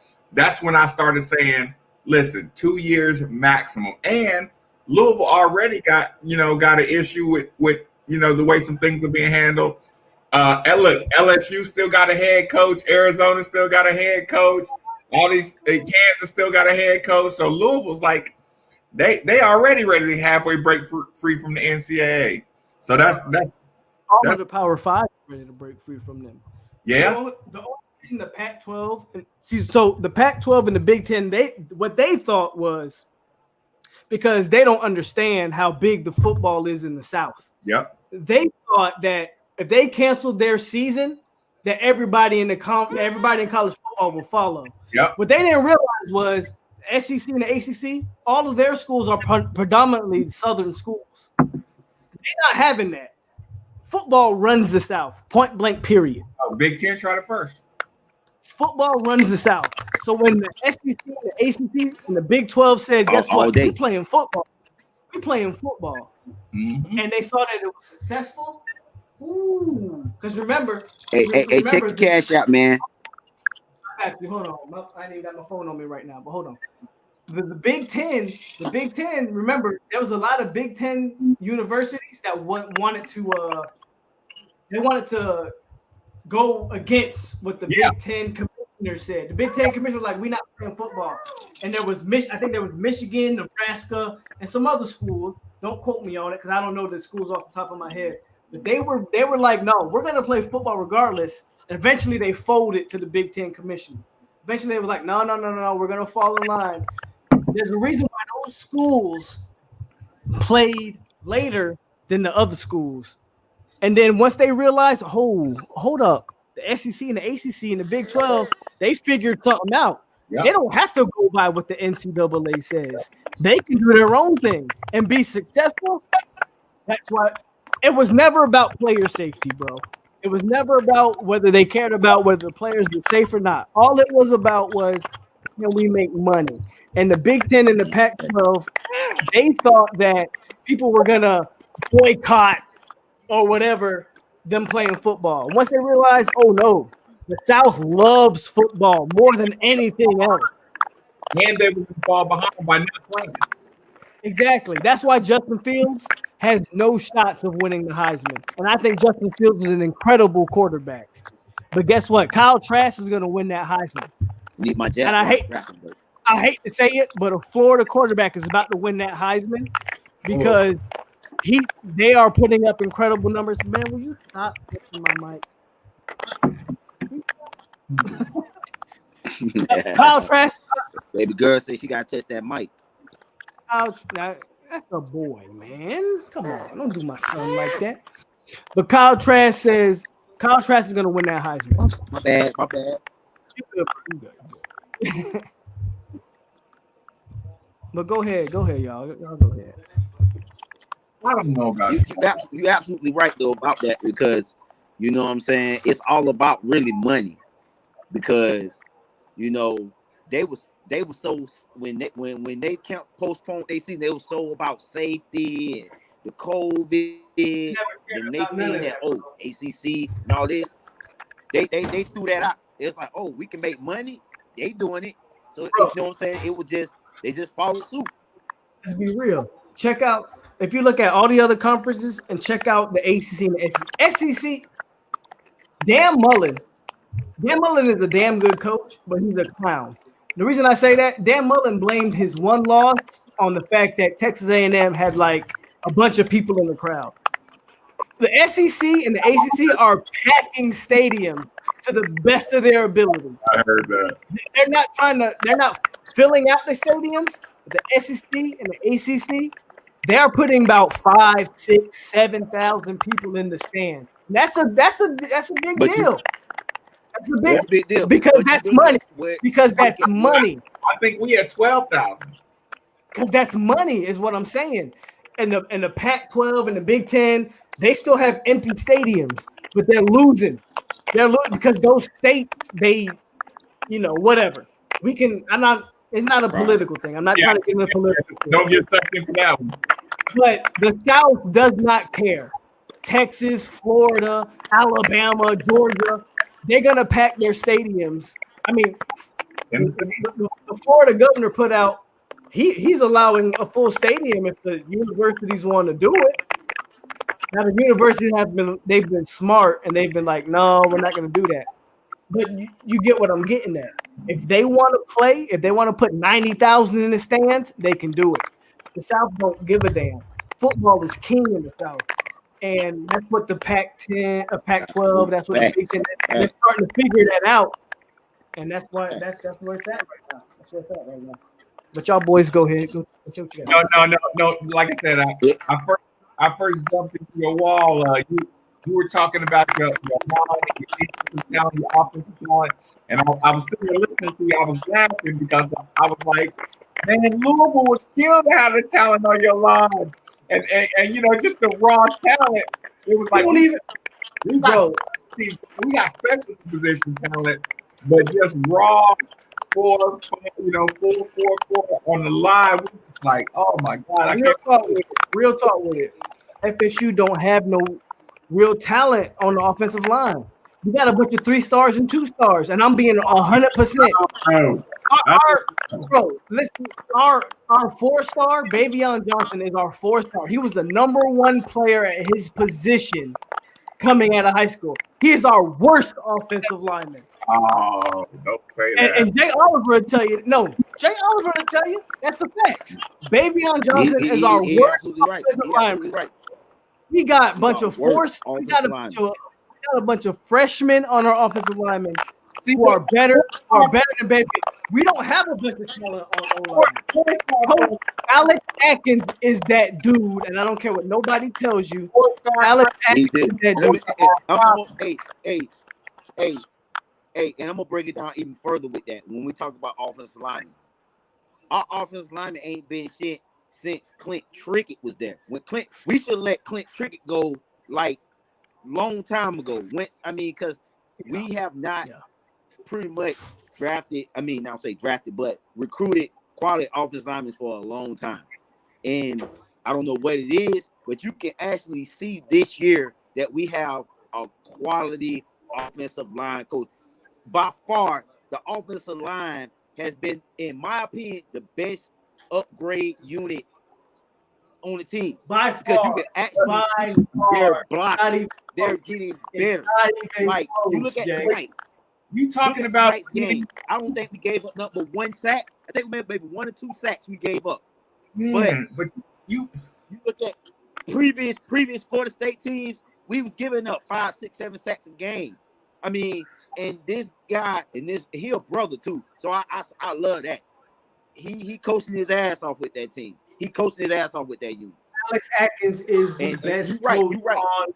Stoops gonna bring in linemen for 4 years straight. Alex Atkins is the best coach on the staff, and it's not even debatable. Alex Atkins took over a unit. Let me ask you some, Indeville. Let me ask you something. Last year, did you watch Florida State at all last year? Yeah, of course. Okay, so what was the worst unit of the Florida State team? What's been the worst unit of Florida State in the last 3-4 years? Quarterback. You say quarterback? Yeah, quarterback. Okay, besides quarterback. Oh hell. Yeah. If we say, I'll give you quarterback, but besides quarterback. Okay, besides quarterback. Running back been good. Wide receivers core been good. Come on. Let's be real. Come on. The worst when we played the worst group. Golly, it might be. It's taking too long. It's not even that hard. It's taking too long. It might be O-line. Okay, O-line. It ain't no might be. It is the O-line. It ain't no might be. No, I had to go through every I had to go through every squad. It ain't no might be. It's the O-line. And the only reason I'll give you quarterback because James Blackman was back there. Yeah, and let's just be real. James Blackman is what he is. But the offensive line was freaking terrible. Did y'all like Jordan Travis?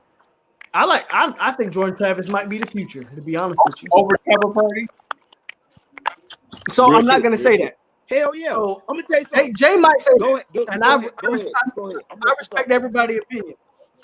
But let me be real. We haven't seen enough of Purdy. What I do know is Jordan Travis is 10 times as athletic as Chubba Purdy. Jordan Travis makes the offensive line look damn near elite.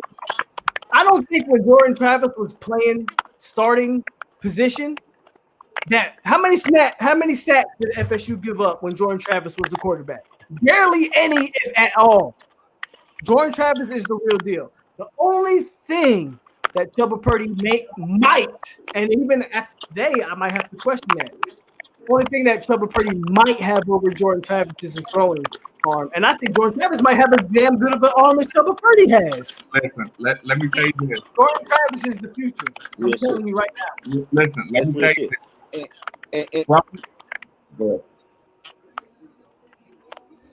I'm listening. I would say this though. You so right about. Go ahead. You go ahead. In the bill. Okay. No. I was just saying. You got to think. Jordan Travis is a transfer from Louisville. True. Chubba Purdy, we've been scouting him and he's committed to Louisville. So we know what we're talking about with Jordan Travis and Chubba Purdy. Louisville fans had a damn aneurysm when Chubba Purdy came into the game. Because here's the thing, they was dropping these passes. Y'all had drops. But the Louisville fans and my market, we looking at Chubba Purdy like, damn, he really is good. Let me say this about Purdy. Yeah. So I think the problem with Purdy, and I don't know if you're aware of this in the bill, but the problem with Purdy was Purdy, and it is what it is. I'm not knocking Purdy for this, but when Purdy was interviewed in the offseason, Purdy said he ran a 4.4. Purdy don't run the damn 4.4, bro. Purdy don't run no. Purdy might run a 4.6. That motherfucker ran a 4.8 at best. Purdy don't run no 4.4. Exactly. So when I say people had an expectation of Purdy that he was going to be motherfucking Lamar Jackson. Purdy said himself that his favorite player was Lamar Jackson. That he was going to be the next Lamar Jackson. This is what Purdy said when he committed to Florida State. Listen. So the reason I think FSU fan, I'm not one of them. I think Purdy has a bright future. I'm not ready to call the book on Purdy. I don't think Mark Norvell did Purdy any justice today with switching him out, playing Tate Rodemaker. Man, the hell with that. Play Chubba Purdy from the first snap to the last snap. There's no reason to put in Tate Rodemaker at any point in this game. He wasn't going to win this game anyway. At the end of the day, I think the problem with Florida State fans is they think that they take what Purdy said as authentic. Purdy said he ran a 4.4. They're looking for 4.4 speed. Purdy don't run no 4.4. Listen, let me. Jordan Travis is a special runner. Right. Purdy is not a special runner. Wait, Purdy might have a better arm than Travis. Go ahead. If you look at tonight, though, it's a couple runs that Purdy was on, and you just knew, like, if Jordan Travis did that, we get like 7-8 yards. He might even break it open. Bruh, there were some runs that I saw Purdy have that if Jordan Travis had those runs, Travis would have took that thing 20-30 yards. He would take it out. Exactly. Facts. Listen, bro. I'm not knocking Purdy. I'm just saying I know. It is what it is. But I'm telling you right now, listen, I fight this same battle because I'm here. And sometimes I tuned into you because I needed an outside perspective after the Louisville game, right? And I always got to remind, listen, I work for ESPN Louisville, and every time we have a game, everybody who's in-house, they going crazy. You say you work for ESPN? ESPN Louisville. I work with Bob Barbano. I see you got ESPN shirt on. I see that. That's what's up, though, bro. I see. Okay. Yeah, I see the shirt. He got his ESPN shirt on. Yeah. Listen, listen.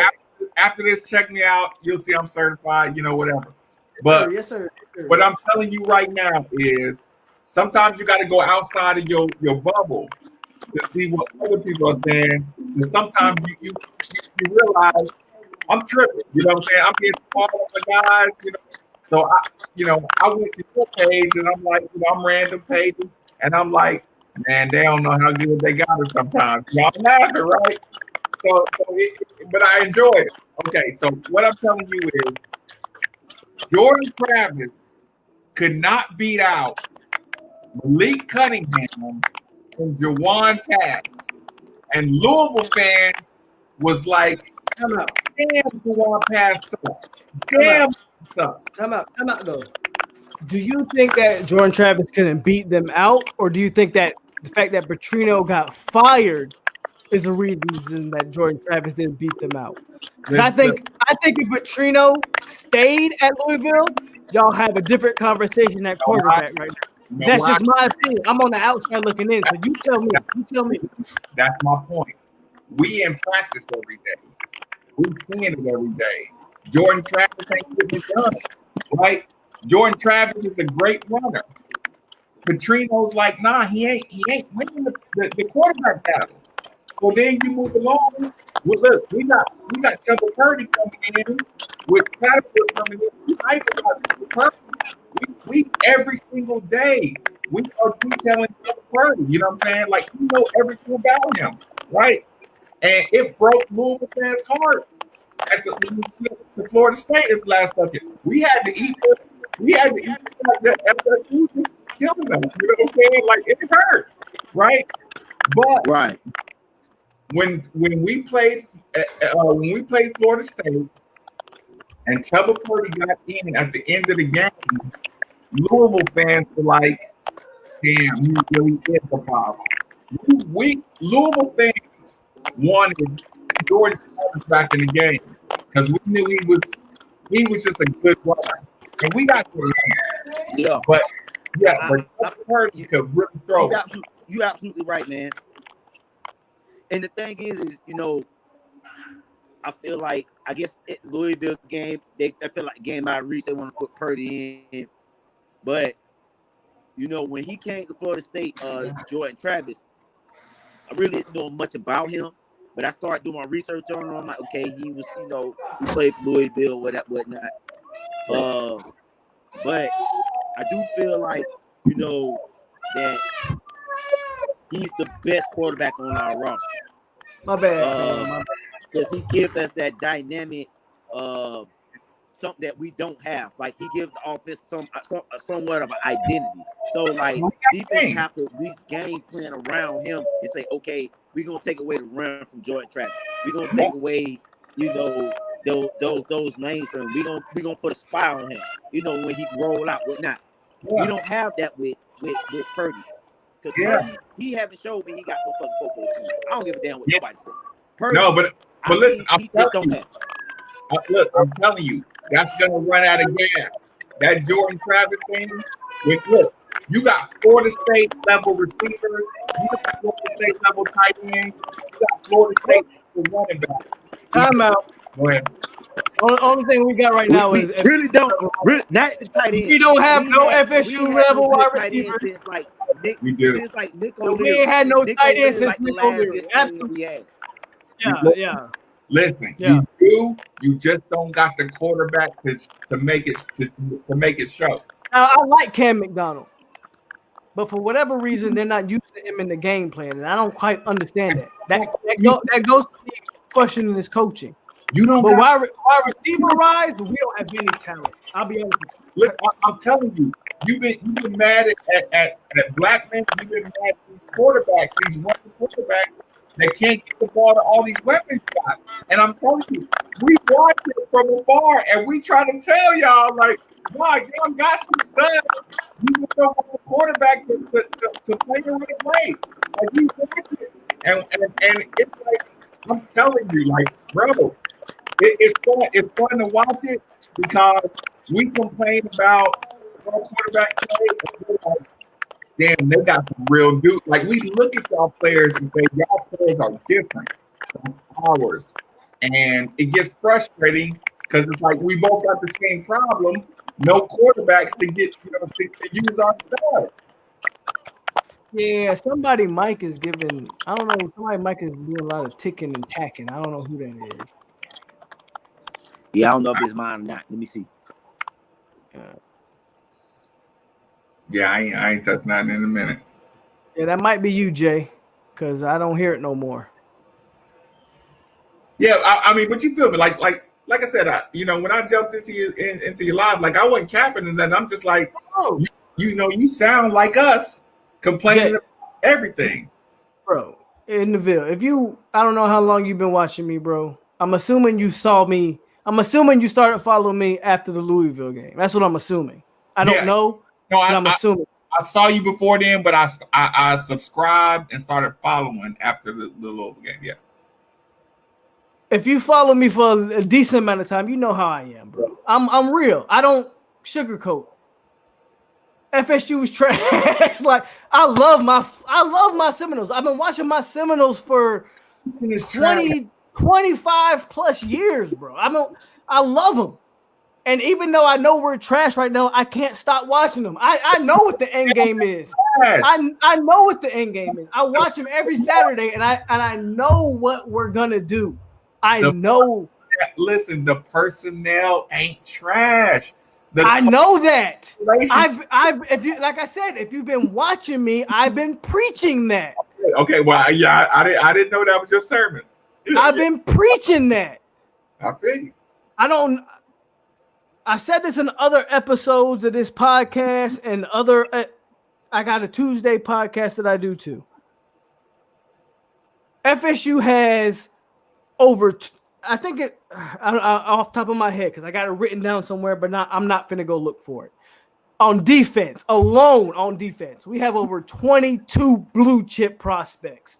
You're telling me that we're that bad because of the players? Hell no. Hell no. Listen. 20. There's not another team in the ACC other than Clemson. Maybe Clemson that would want 22 blue chip prospects on their defense. There's not another team, and that includes Miami. To hell with what y'all Miami fans think. Miami fans don't got 22 blue chip prospects on their defense, and that's the fact. Listen, this coaching is trash, and I've been saying that for the last 4, 5, 6 weeks. Do you know what you just said?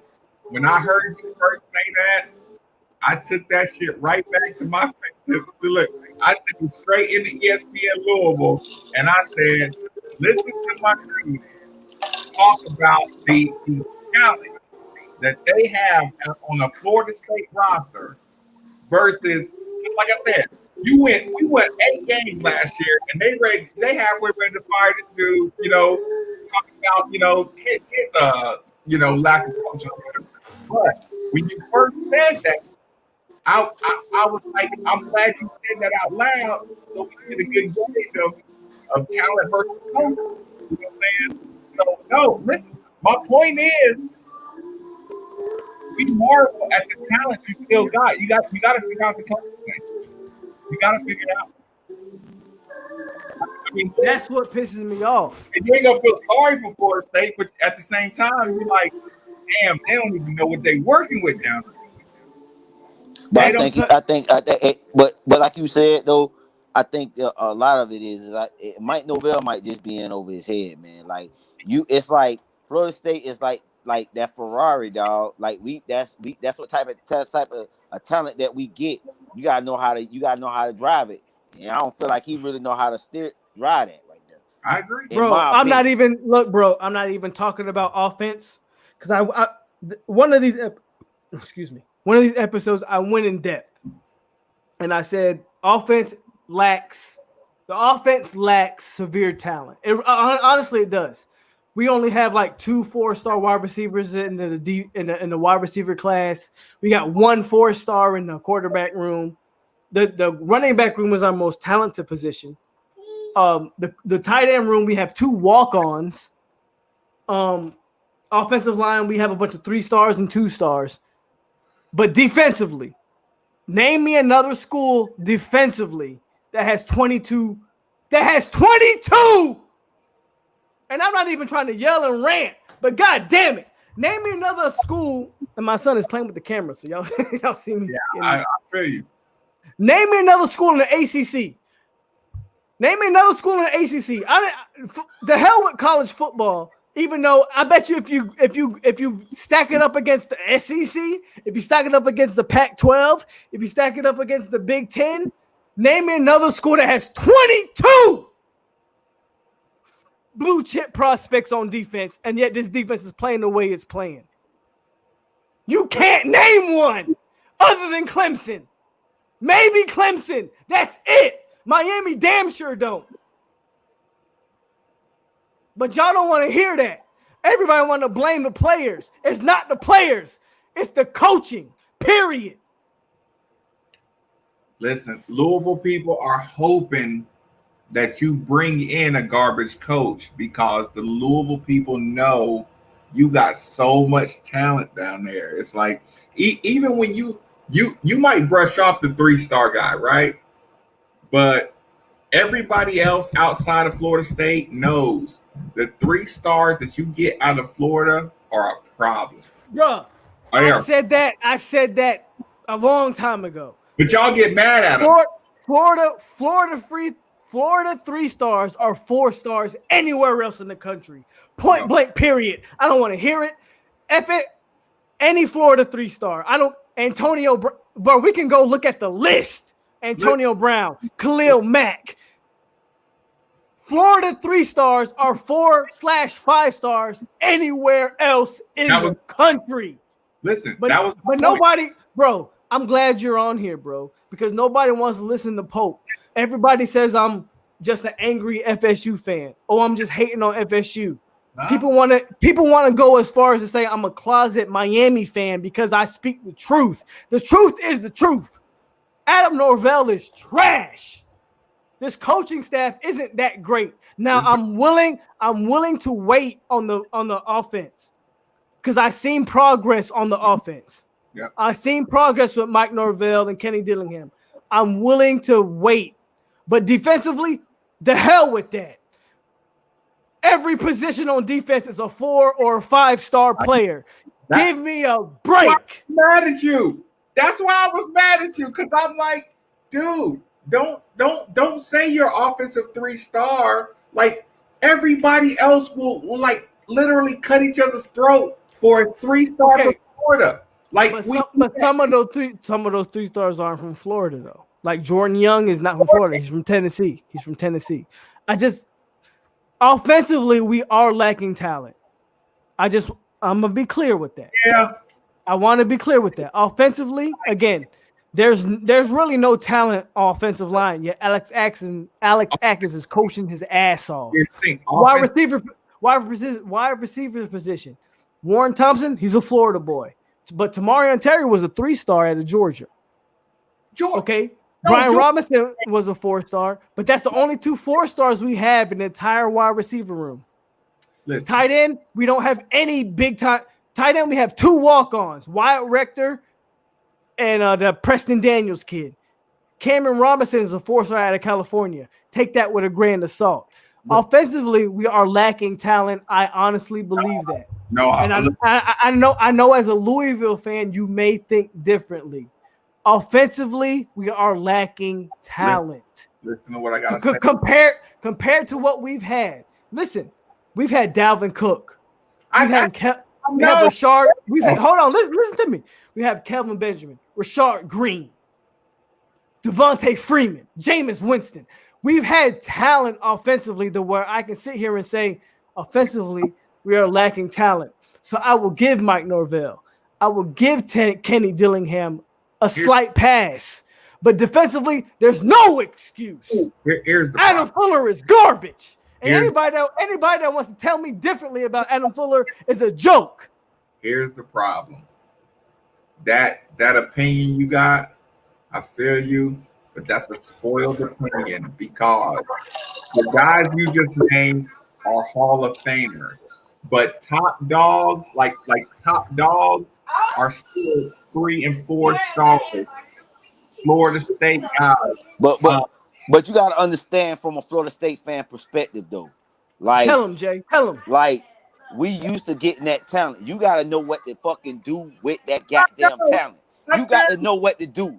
When you get to that shit, you got to know, hey, I need to play this guy like this. If he know he good in the pass rush, let me put him in the best position to win. You got to know what the fuck to do, what you doing. Because Adam Fuller right now, he's still coaching like he in the damn ACC or whatever the fuck that conference is. Because we don't play like that in the ACC.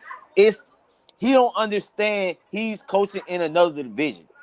The division we're coaching, a superior division, is this is a division that we produce a lot of NFL talent. No disrespect to the Memphises, the Tulanes, the Marshalls. No, fuck it, disrespect them, because what has Memphis and Tulane ever won? Fuck them, disrespect them, because the truth of the matter is, FSU is what they are. We ran the 90s, period, point blank. We ran the 90s. Now, we had it down at the 2000s. We had the lost decade. I got it. But even we came back after that. They came back and won a national championship. The fact of the matter is, Tulane, Memphis, name them. They never won nothing. Nothing. Florida State is that spear means something. The tomahawk chop means something. Yeah.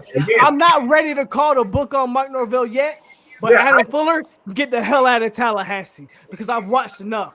I'm not one of the casual fans. I've watched enough football to know what I'm watching. Exactly. Adam Fuller is not putting our players in the best position to win football games. And the reason why I defend Mike Norvell in the offense like I defend him, because I'm watching an offense being put in position to make plays. We just don't have the talent on offense to make the plays. Our best receiver on offense is a 3-star. Ontario Wilson right now is our best receiver, and he's a 3-star. Tamari Terry before that was our best receiver, and he's a 3/2-star. The point I'm making is they're putting our offense in the best position. Defensively, we are so undercoached and mismanaged. It pisses me off. Offensively, I can't say the same thing about offensively. They're making chicken salad at a chicken shit offensively. But go ahead, made in the bill. Go ahead. That part is real. What you're saying about the way they're being coached, you're telling the truth. But what I'm telling you is every single ACC school would change places with your wide receiving core, running back core, tight end core in a heartbeat outside of Clemson. I want you to know that because everybody else. I know that. Okay. So that's what I'm saying. So there is talent there. But even so, made in the Ville. Listen, even so, you're a Louisville guy. Who's your best wide receiver? Best wide receiver, Tutu Atwell. Where's he from? Miami. Bro, exactly. Our best wide receiver is from Georgia. That's my point. That's my point. Georgia got studs. What do you mean? I like Georgia. Listen, bro. Listen. I'm gonna tell you something. Jay, about this, hold on. Jay, give me a minute. I'm gonna let you go. Go ahead. I'm gonna let you go. Give me a minute. Georgia. Listen, Florida is known as the recruiting hotbed. Yep. Along with Florida, there's two other states that's known as recruiting hotbeds. That's Texas and California. The only reason Texas and California are even in discussion is because of the size of those states. The fact is, Florida is the state, most notably South Florida. Now, the reason I'm bringing that up, I think the two most underrated states in the entire country when it comes to recruiting is Georgia and Louisiana. Yeah. Georgia and Louisiana. Wait. I know. Hold on. I know Tamari and Terry's a beast. Louisiana is the most NBA or NFL players in all the leagues. So I just said Louisiana and Georgia are the two most underrated states when it comes to prospects. That's what I just said. Okay. The point I'm making is our best wide receiver, Tamari and Terry's gone. He's opted out. He's gone. I don't know where he's going. I don't know if he's going pro. I don't know if he's going to transfer, but he's gone. I saw that. Our best wide receiver right now is Ontario Wilson, a 3-star wide receiver coming out of high school who was originally a defensive back. We don't have no talent on the offensive side of the ball. Period. I'm not knocking Georgia. I think Georgia is elite when it comes to talent. I think Louisiana is elite when it comes to talent. The fact is, we don't have a 3-star Florida wide receiver that's making plays. Our best receiver is Ontario Wilson right now. And until Warren Thompson catches a damn ball, it is what it is. Go ahead. Would you agree that it's more important to have the top recruits on the defensive end than the offensive end? You can get a weapon on offense from anywhere, but you can't get the defense because the linebackers, the linemen, the defense that Florida State got that you talked about, you can't get that from nowhere else. But you can go get a weapon from Seattle. You can go get a speed weapon from any other place. An offensive weapon from anywhere. Hell, the guy, our MVP for the Florida State game is Marshawn Ford, who was a walk-on last year. You know what I'm saying? So you can get offensive guys and learn how to use them. But your defensive line, your defensive linebackers, they animals, and they gotta come from the breeding ground. Bro, our defensive line is full of. Let me. Okay, let's do this. Go ahead. Janoris Robinson, 4-star. Marvin Wilson, 5-star. Corey Dillon was the 3-star, but a lot of people thought he should have been a 4-star. But Corey Dillon was the 3-star. Who's Kane Doe? Not only was he a 5-star, he was the best defensive end in his class. They're not being coached right, and I don't care what anybody tells me. I don't care if people tell me, "Oh, the players suck." The hell with that. I saw Dan Mullen turn a 4-win Florida team into a 10-win team the exact next season. Don't tell me that it's the players. It's the coaching, period. I agree. Listen. I mean, you got to understand, though, from being a Florida State fan, we're used to a certain level of excellence on that field. And when you take a job, that's just like taking the job at Alabama, taking a job at Oklahoma, all the blue blood college football programs. You got to come in and know how to coach. You got to know how to evaluate talent and be able to put them in the best position to win. When you have all these 4 and 5-star players on your defense, and we're getting, I mean, it looks like every team we'd have played outside of Georgia Tech done hung at least 30 points on us. I mean, that's not good. That's not good coaching. Bro, we're not competitive. We're not competitive in any of these games. Better throughout the season. They haven't even gotten better. Not even marginally better. I'm starting to wonder how the hell did we win the North Carolina game? How the hell did they pull that off? They got lucky in winning that game. At the end of the day, and I told myself I wasn't gonna get mad, but DeVille, you made me get mad. You made me get mad. The fact is, because no, you're good. But the fact is, we talking facts right now. At the end of the day, this coaching staff is effed up, especially on the defense. Offensively, I will give them somewhat of a pass because coming in the last 3 years, offensive line has been the worst offensive line in the entire country, and they have made major strides this year. You can no longer say this offensive line is the worst offensive line in the country. As a matter of fact, you can almost say they might be they are a top 5 offensive line in the ACC, if not the country. That is a fact. Listen. At the end of the day, if you ask any Florida State fan, any one of them, going into the season, forget all the games that have been played so far. Before any game was played, Jay, you're an FSU fan, right? Jay Oliver, I'm talking to you. Okay. Oh yeah, you know I'm an FSU fan. No, I know, but I'm going somewhere. Give me a minute. if I would have told you before the season, before one game was played, what was the best unit on this entire team? If I asked Jay Oliver, I said, if you had to bank on one unit, if you had to say one unit was going to carry this team the entire year, what was it going to be? The defense. Go ahead. The defense. The motherfucking defense. Most notably, what part of the defense? What part of the defense? What part of the defense? The defensive line. Thank you. And the defensive line. Everybody went into the season saying we had the best defensive line in the country. We had Marvin Wilson, Corey Durden, Robert Cooper, because Janoris Robinson. Kane Doe was coming back from injury. You talk about 5-star, 4-star, 4-star. Everybody said the defensive line was going to be a beast. Is it the coaches or the player? It's the coaching. Point blank, period.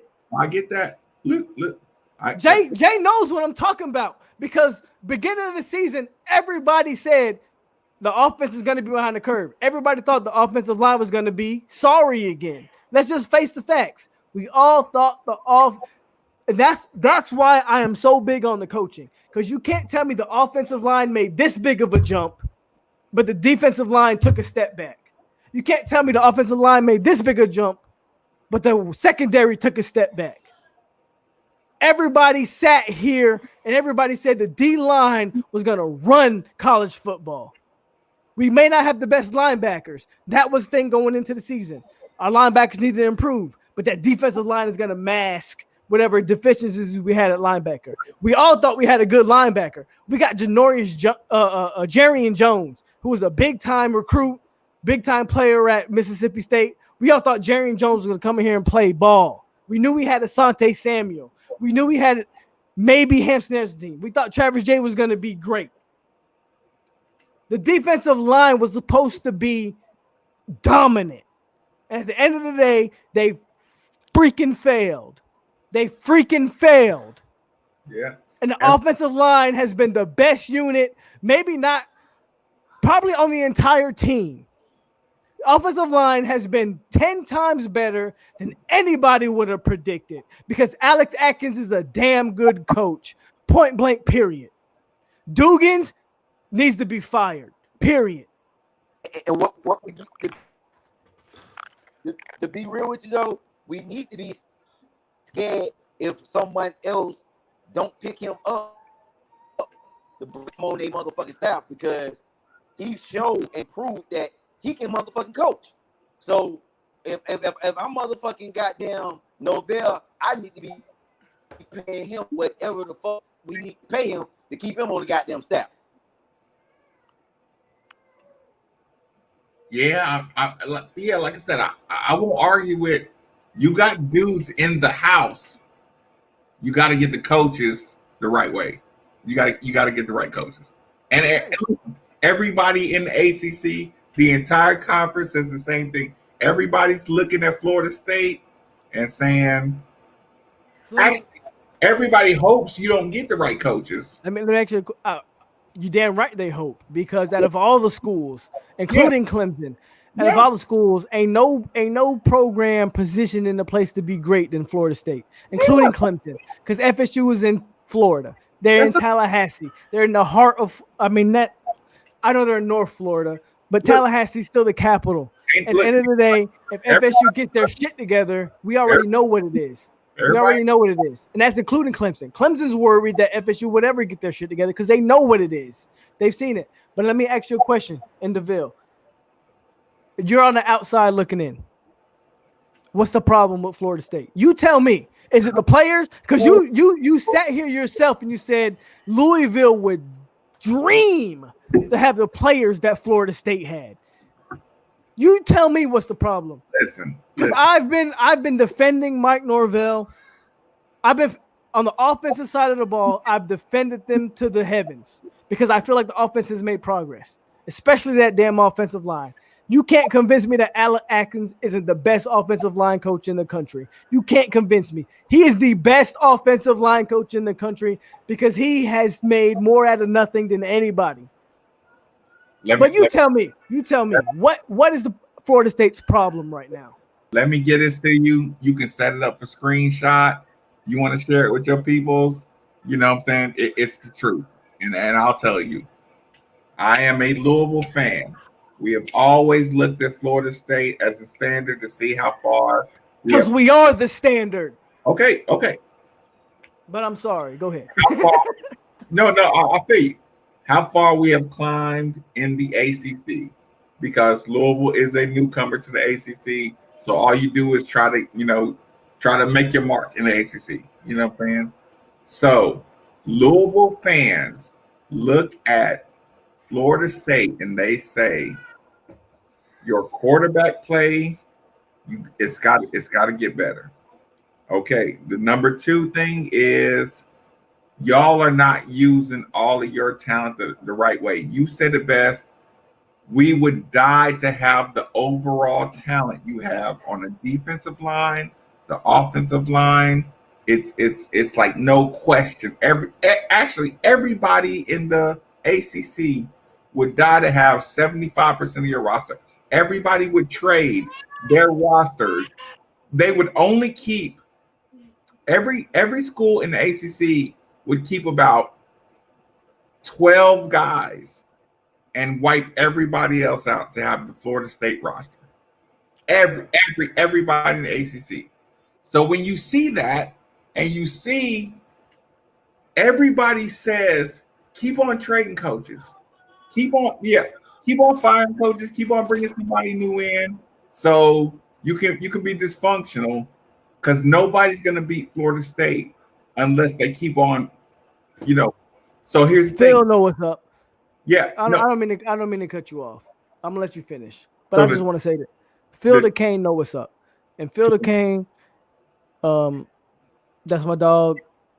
Follow him on Twitter. He follow me. He's a Cane fan, but Phil the Cane know what's up. Like he said, Miami would love to have the roster that FSU has. So stop telling me that the players suck. If any of you Florida State fans, any of you that follow me, I've been preaching this from game 1 that it ain't the players. It's the coaching. 2 biggest problems of Florida State is arrogance of the fan base and the arrogance says you can replace a coach every year, and the other thing is you need good coaches. But you can't just. Let's address the fan base. What's the problem with the fan base? The fan base. Sorry. Yeah. There's a problem with it. There's people like me and Jay. Me and Jay Oliver. Jay 37. I'm 32. We've been fans of this since. I can't even. I don't know about Jay, but the first time I saw Florida State play, I want to say it was 94, 95. And they were playing the Gators.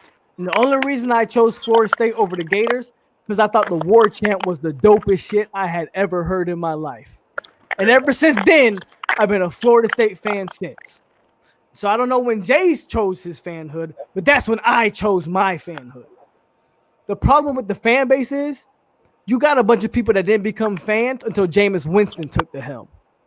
So they don't know nothing. They don't know what it's like to go through the lost decade. They don't know what it's like to go through Weatherford, to go through Xavier Lee, to go through Wyatt Sexton. They don't know what it's like. So they are spoiled brats, period. If you're not 30 plus, you don't know what it's like. Okay, we've seen this before. Now, we've never seen it to this degree. This is the worst FSU team in the history of FSU, period. But Jay knows what I'm talking about. And any Florida State fan that's been watching this team for over 15, 20 years know what I'm talking about. Go ahead, Jay. Real shit. I would say this though. You know what I'm saying? You're right. A lot of players did hop on the Winston bandwagon. But I want to say something to Miami fans though.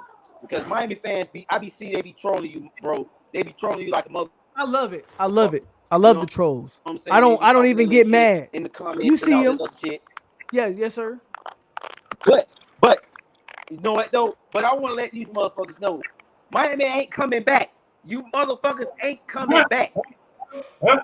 All that shit, the you back and all this other bullshit they be talking, they not coming back. They're not. That day in the 90s, in the early 80s and shit, that day is dead. Y'all, it's not coming back. You will never be that dominant ever again. Because Manny Diaz ain't a good fucking coach, in my fucking opinion. He not. No, Manny. Miami fans will tell you Manny Diaz ain't a good coach. But I'll tell you what the difference is. I'll tell you what Miami had. I'll tell you what Miami has this year. And Phil the Cane to let you know, because I know Phil the Cane loves this motherfucker. De'Aaron King brought a level of confidence. He brought a level of leadership that Miami hasn't had in 10 plus years. I don't even think De'Aaron King is that great of a quarterback. Right. But what he has mentally is the same thing that Jameis had. Jameis Winston came in as a redshirt freshman, and he took the locker room over. He made the locker room his. And he said, I don't give a damn who is the so-called leader. Telvin Smith, LaMarcus Joyner, y'all could be the leader on defense, but this is my locker room. And Jameis Winston made that team what it was, because E.J. Manuel had the same exact team. E.J. Manuel couldn't get done. All it takes is that one guy, whether it's quarterback, running back, I don't know. We can debate what position it is all day. De'Aaron King has made it that the Miami team is his team, and Miami's not going to lose as long as De'Aaron King has to say so. That's what Jameis Winston did. We don't have a guy right now on this roster. Jordan Travis may be that guy. But the problem with Jordan Travis is he can't stay healthy enough to fulfill his vision. It's Chubba. But when I watch Jordan Travis, I see the dog in him. Yeah. He will do anything to win. I agree. That like Jameis Winston.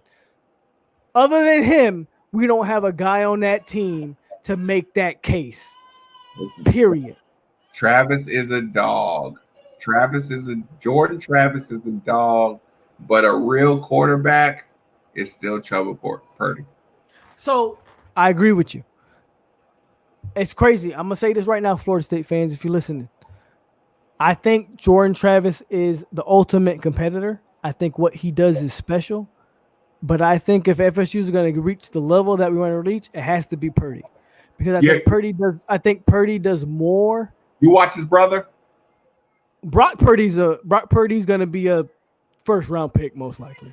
I mean, just add it like what you think about him in general. Yeah, Brock Purdy's going to be a first round pick.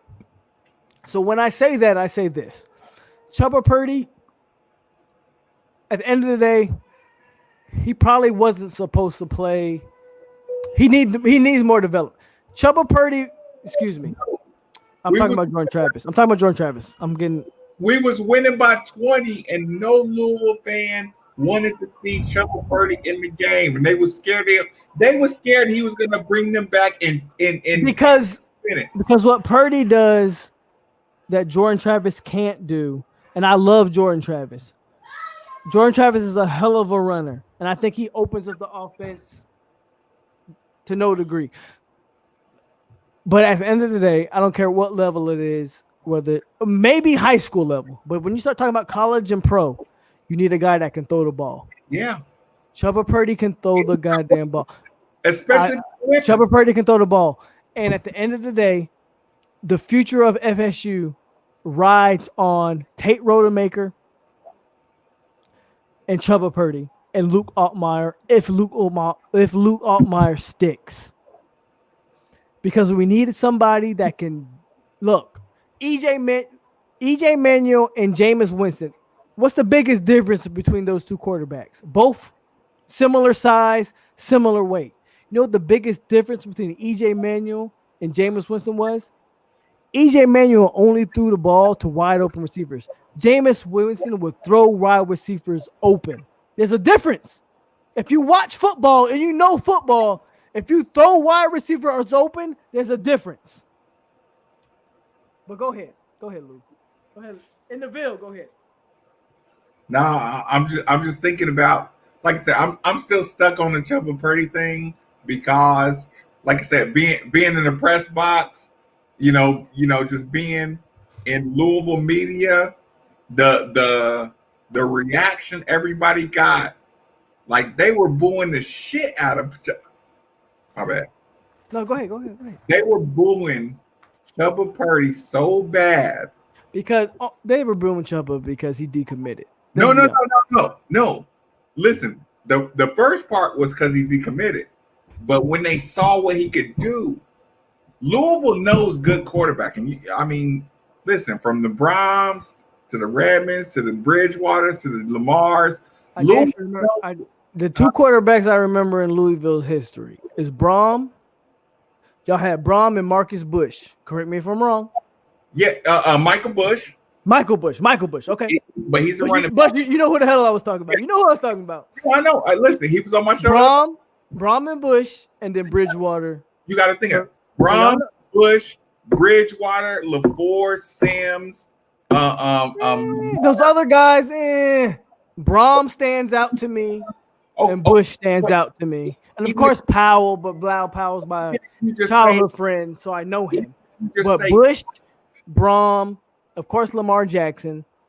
And this is a Florida State channel, but I follow football, college football especially, because that's my passion. So you gotta give him love. Like I'm just saying.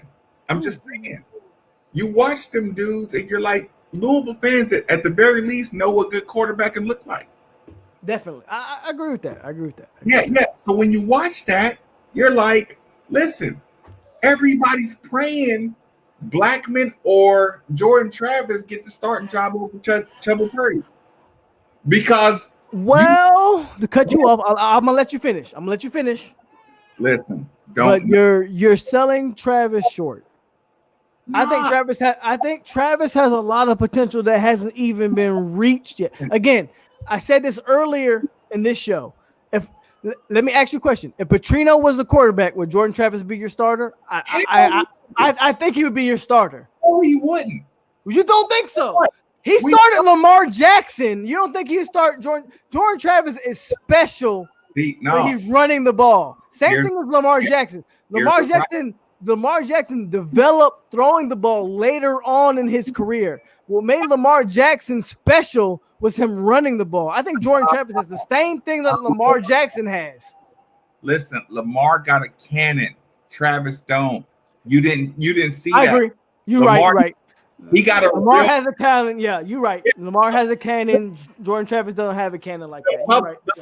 The public narrative is that Lamar don't really got a gun like that. He's just a runner.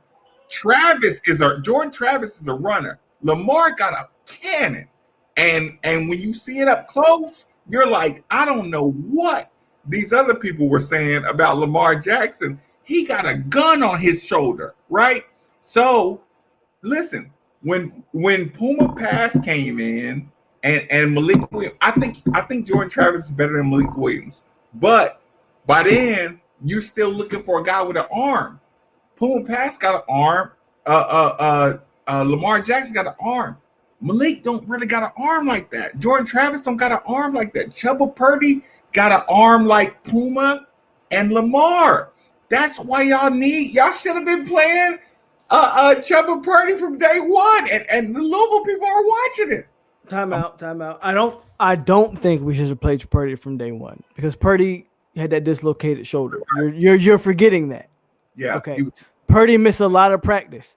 Yeah. But I've said here on this channel religiously, Jordan Travis should have been I'm gonna explain why I said this. Jordan Travis should have been the starter from day one because the transition from Jordan Travis to Purdy would have been seamless. You can initially run the same type of offense with Jordan Travis and Chuba Purdy. Okay.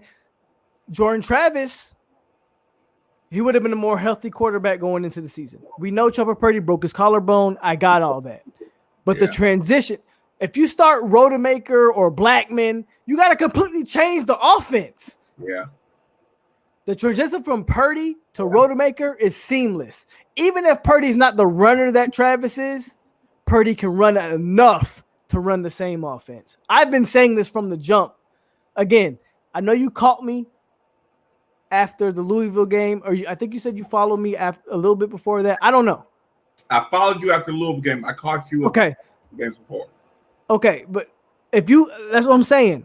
I've been saying this from the jump. Jordan Travis from summer, from July, June, May, I said Jordan Travis should be the starter because I always thought Purdy was the guy. I always sat here and I said, Purdy is the guy.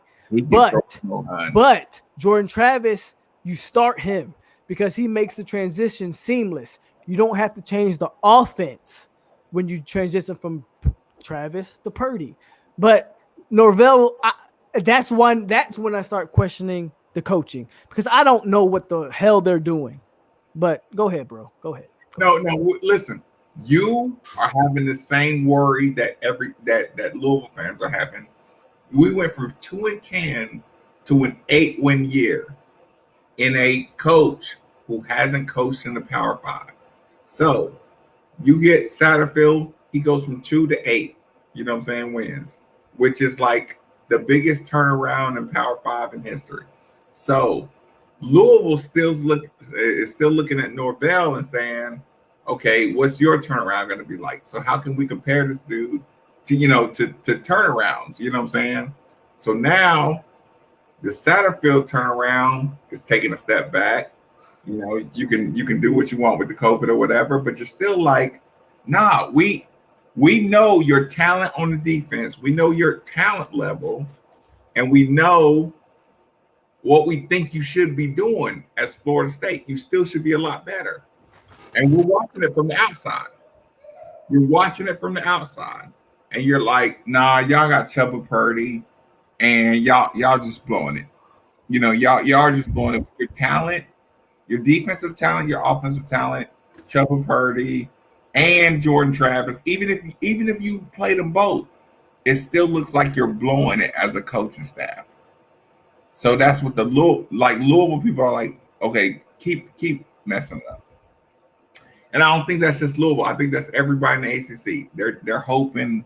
I agree with you. Yeah, they're hoping you keep blowing it. Because FSU is dangerous. I mean, yeah.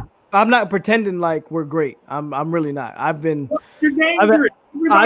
I've been one of the people that said, look, we are what we are. Stop pretending like we're great. We're trash. But the ACC knows. Louisville, they all know. They all know that if FSU gets their shit together,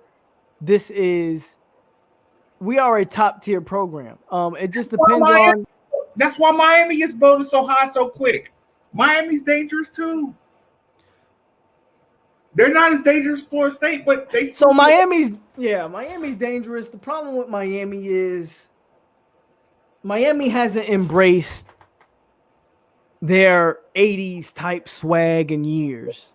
The problem with Miami becomes every coach seems to try to get away from what made Miami.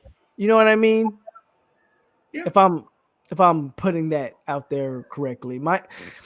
Miami's problem just seems to be that them being a private school and them being, in the situation that they're in. FSU is a public school. FSU is dangerous because FSU can, if you don't have the scores to play at FSU, we can make you have the scores. You get what I'm saying? Well, Miami's always tried to pride themselves as being the Harvard of the South. Listen. You know what I'm saying? But go ahead, bro. Go ahead. You got Florida, and you could do Florida State. You can cut the state in half, right? And then Miami is like the problem child. You know what I'm saying? That has a lot of potential, but they're still a problem child. So if you cut Kentucky in half, if you cut Kentucky and you say Louisville is still the problem child of Kentucky, you know what I'm saying? It's like it's a problem. You hate it, but it's still a problem. But Louisville ain't. I mean, again, I just want to say this before I continue what I'm about to say. I completely appreciate you coming on here and talking with me. Matter of fact, I just realized Jay Oliver left, so it's just me and you. The fact that you're here, we having this dialogue. Shout out to you. Shout out to Louisville. Shout out to anybody. If you're not following, you have a YouTube channel. You have a YouTube channel, or you just strictly do ESPN? Listen, that Made for the Ville is my personal, my ESPN Louisville channel. We keep that. Okay, so if you're not following Made in the Ville, go follow him. I'm not the biggest YouTuber. He might have more subscribers than me. I don't even know. I've never even checked that channel, but I guarantee you I'm finna subscribe to you tonight. Because I never subscribed to you, but I promise. We'll chop it up later. We'll definitely chop it up. The point being is, I forgot my point. Yeah, no. What I'm really trying to say is, at the end of the day, not in place like that. But I get what you're saying. What I'm really trying to say is, I just respect the fact that you're here, even having this conversation with me, because I am a small YouTuber. You work for ESPN. Listen, I'm at the end of the day, I'm a nobody. The real talk. I got how many subscribers I got, y'all? I mean, I'm working my way. I'm trying to do big things, but at the end of the day, I'm a nobody. I got hold on, I'm gonna check right now because I got 581 subscribers right now. You work for ESPN. No, I'm gonna do it because it is what it is. I'm trying to eventually maybe get there one day. Who knows? Who knows what the future holds for me? But you are, and I'm pretty sure you have bigger goals. I mean, you work at ESPN right now, or you work for. I don't know how the relationship works. You either work for them or whatever the case. It don't matter. You got ESPN on your shirt. You represent that. You get big money, or decent money. We'll say decent money. We'll say decent. I won't say big, but we'll say decent money from them. I'm not even at that level. I am a military grunt who does this as a hobby. A military brat. No, not a brat, because none of my uncle was in the military, but other than that, no, I'm a brat. Oh, you're a brat. I'm a grunt. I'm in here now doing it. I'm in here now doing it. Oh, the brother goes grunt. And I only do it because I do this because it's a hobby. Like when I started this channel, it was for fun. I wanted to let work if it's a hobby. Yeah, if you do it for money, it's not going to work. Yeah, I started this thing because I just wanted to find other Florida State fans and chop it up. Right. That was at the end of the day. And along the way, I realized, you know what? I can, because not only do I follow Florida State first and foremost, but I love college football. Period. I'll watch Memphis and Tulane go at it because I love college football. You feel me? That's just me. So I just respect you for coming on here and chopping it up at the end of the day. I really do. Let me tell you one thing before we get out of here.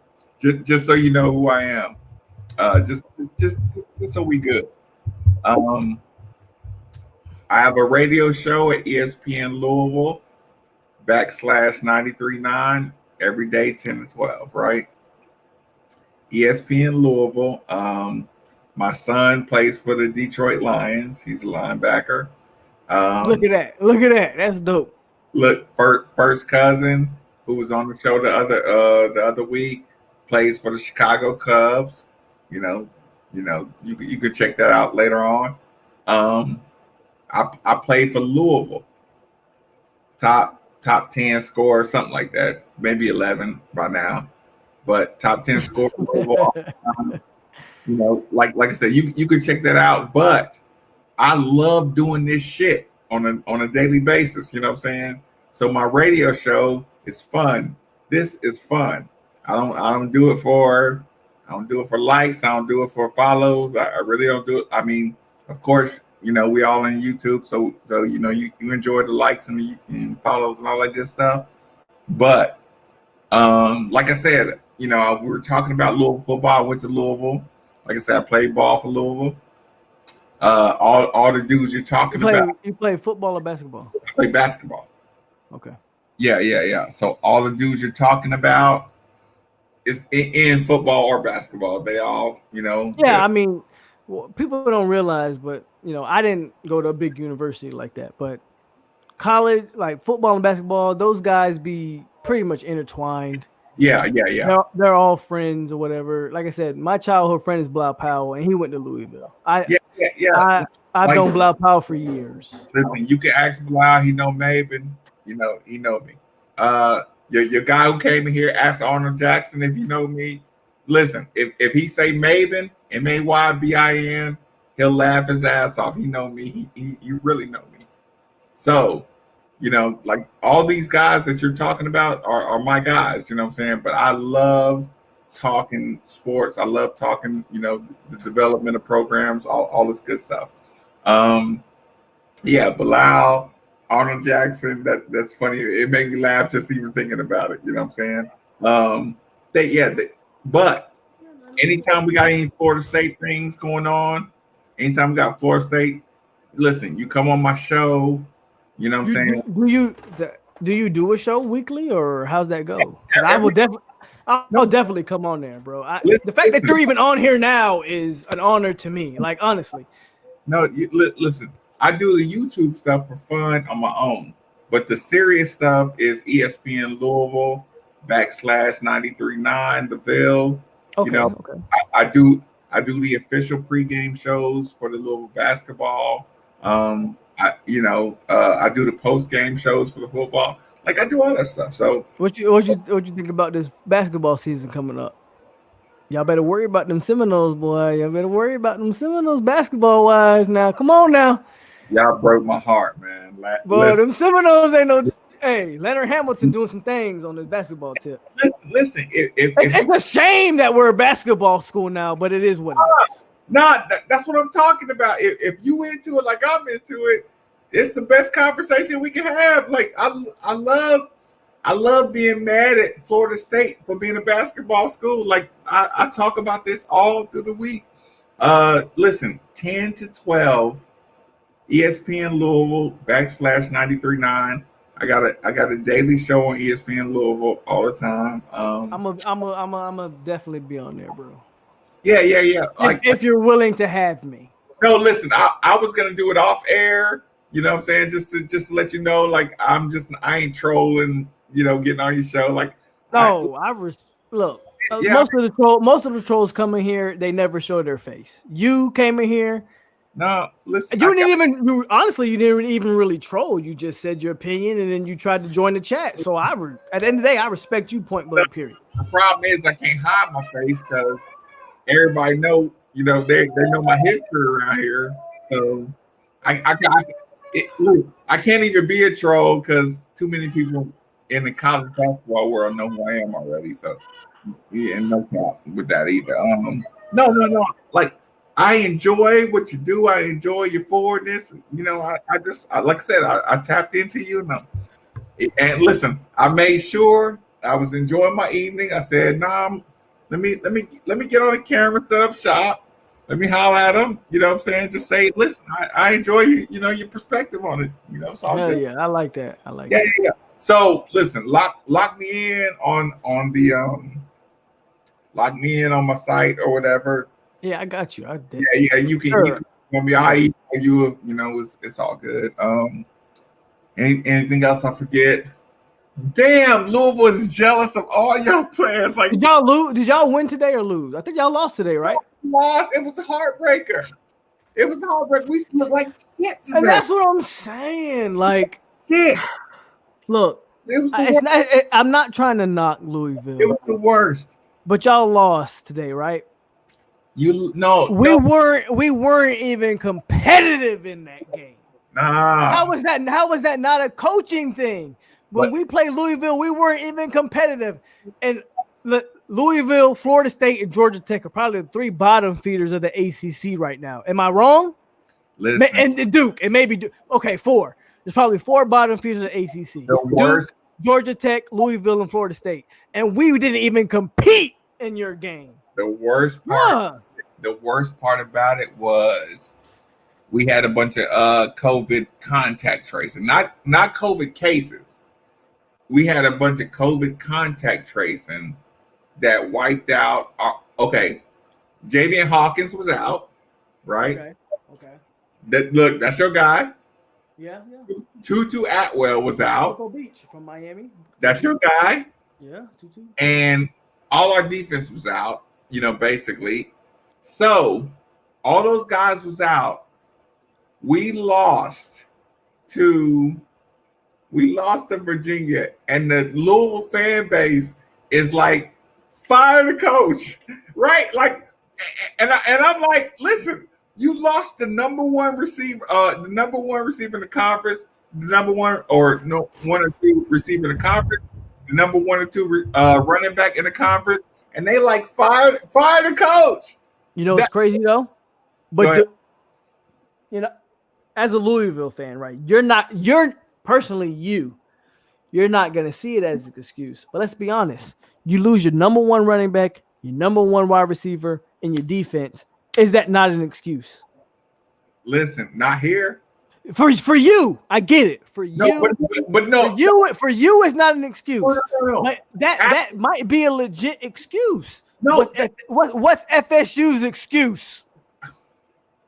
No, that's what I'm saying. The athlete says that's an excuse, but the fan base is like, nah, that's not an excuse. But that's what I meant when I said the arrogance sometimes of the fan base are like, are you gonna act like that don't mean nothing?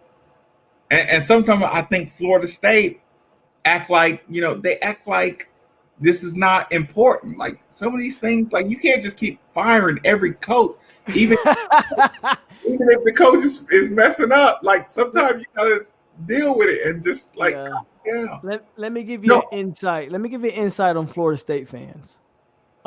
There's really 2, maybe 3 type of fans. There's people that only became a fan when Jameis Winston took the helm. Those individual fans, they're very young. They're 20, 22, whatever. They're young. They're in their 20s. And me and you, we in our 30s, so we know what's up. They're in their 20s.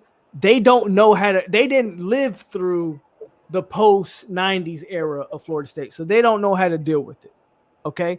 Then there's FSU fans that's similar to me, and I'm kind of in this realm where I lived through the 90s.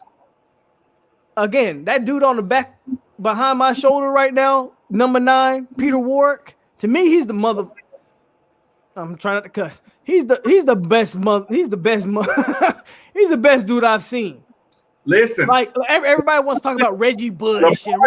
Peter Warwick was doing things before Reggie Bush was even thought of. Lamar Jackson's dead leg step comes from Peter Warwick. Bro, I'm telling you, Peter Warwick, like that little dead leg step that Peter Warwick had. That's where all the young Florida boys get it from. They don't even know. Sir. They don't even know it. And they don't even know it. Thank you. Thank you. Yeah, they don't. So, vertical running and a dead leg step is the reason I said, as a sophomore, I said Lamar Jackson going to win the Heisman Trophy, and everybody in my local area are like, "Oh, you stupid, you crazy," and I'm like, "No, dude, dudes that run vertical that fast." Now, I'll say this: I know y'all whooped our ass. If Derwin James had played that game, I think Lamar Jackson would have been a little bit limited because Derwin's different. Derwin's different. Though. We would have spied Lamar with Derwin, and that would have been different. But y'all may have still beat us. I don't know. But it wouldn't have been that damn score that it was. No, listen, the blowout score, I feel you. But Lamar has a speed and a dead leg like him.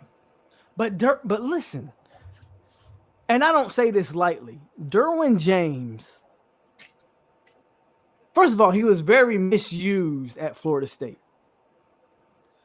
Derwin James may be the most raw talent at safety I've seen, and I dare say this, and people can kill me if they want. I don't give a damn.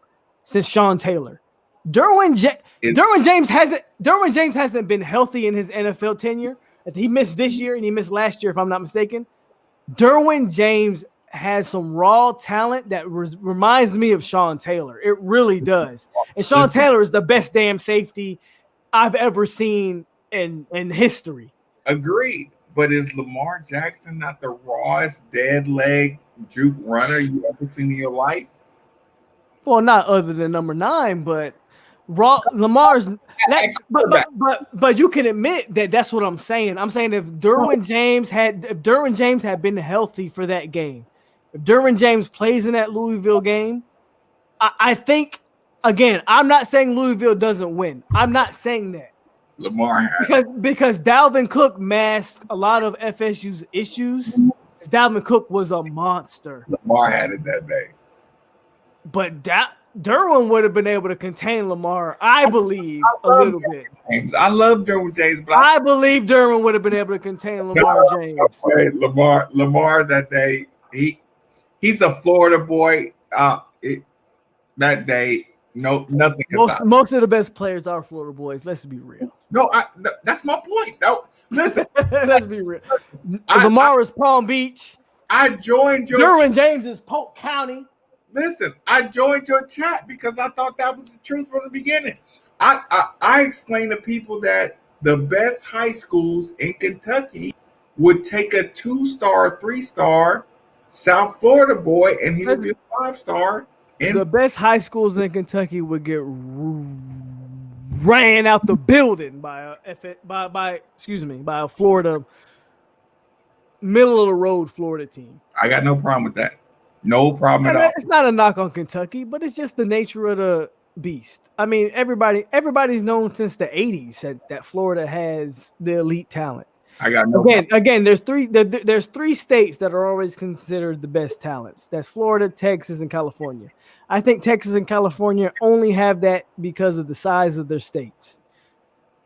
Honestly, if it was up to me, it'd be Florida, Georgia, and Louisiana. Those are the 3 best states when it comes to talent, in my opinion. I agree. And listen, every coach that comes in here, you say, okay, what can you do in Georgia? What can you do in Florida? What can you do in Louisiana? If you can't recruit there, we don't want you. I absolutely agree with you. Yeah, Louisville fans knew that. I know. I mean, I'm not saying one thing I've always respected about Louisville is they're not a dumb fan base.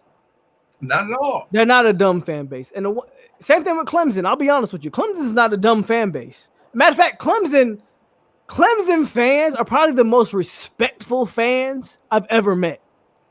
Clemson fans will be like, hey, man, you guys aren't good right now, but you guys will bounce back. Man, keep your head up. Like Clemson fans are legit like that. They're like, man, keep your head up, brother. You'll be great, and sooner or later, you guys will be great. And no other fan base I can say that about other than Clemson. The running joke is Clemson fans are the worst because they give you that little pat on the head. But you know they give it to you because they know. Listen. Lamar Jackson had what's the boy's name? Houston quarterback. Who you talking about? Hold on. Houston quarterback. The Houston quarterback? Yeah. Off the top of my head, I don't know. NFL. You do know. He's in the NFL now? Yeah. Houston, Keenum. You talking about Keenum? Case Keenum? No. Now I'm disappointed in you. That's the only Houston quarterback I can remember is Case Keenum. You in your own world. I'm gonna kill you when you think. You said Houston quarterback. That's Case Keenum. No, the Houston Texans quarterback. Right? Oh, Deshaun Watson. Okay, my bad. I'm sorry. God, I thought you were saying the Houston quarterback in the league, which is Case Keenum. Okay, but Deshaun Watson. Yes. Deshaun Watson. Okay, here's the problem. Louisville takes Lamar Jackson and Deshaun Watson matchup, and you take them down to a 4th and 2, and our wide receiver thinks the first down line's here, but the first down line's here. Our wide receiver runs out of bounds here. I remember that. I remember that. Yeah, right. I Game, remember that. right?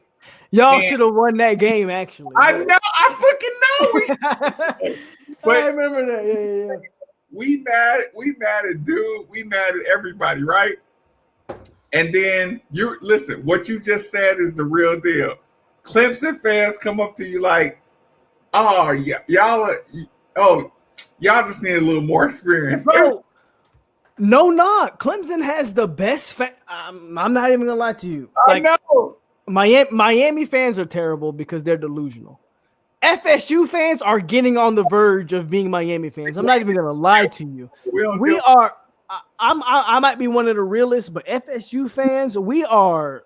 I get tired of listening to you, some bitches. Clemson has maybe the best fans in the ACC. Clemson fans will straight up tell you, "Hey man, you guys are going to be great in 3 years. Just stay the course." And you're like, "Thanks, man. I appreciate that." Like you don't even know how to respond to the way Clemson fans are. It's the worst. Louisville fans, we already like mark them on our kill list. Like every time you play Clemson, and especially when you play them close like that, they say, "Oh, y'all got a nice little team." You know what I'm saying? Up in Louisville, and it's the worst. Like it is the absolute worst. But they're right. Like they're right. Like you don't do what it takes, to get to that next level. So after dude runs out of bounds, Clemson fan is just like, that was a tough game y'all gave us, and you know what? I think to Mac Will's point, I think as Clemson continues to have success, you may see a turn in their fan base. You may see a very arrogant fan base.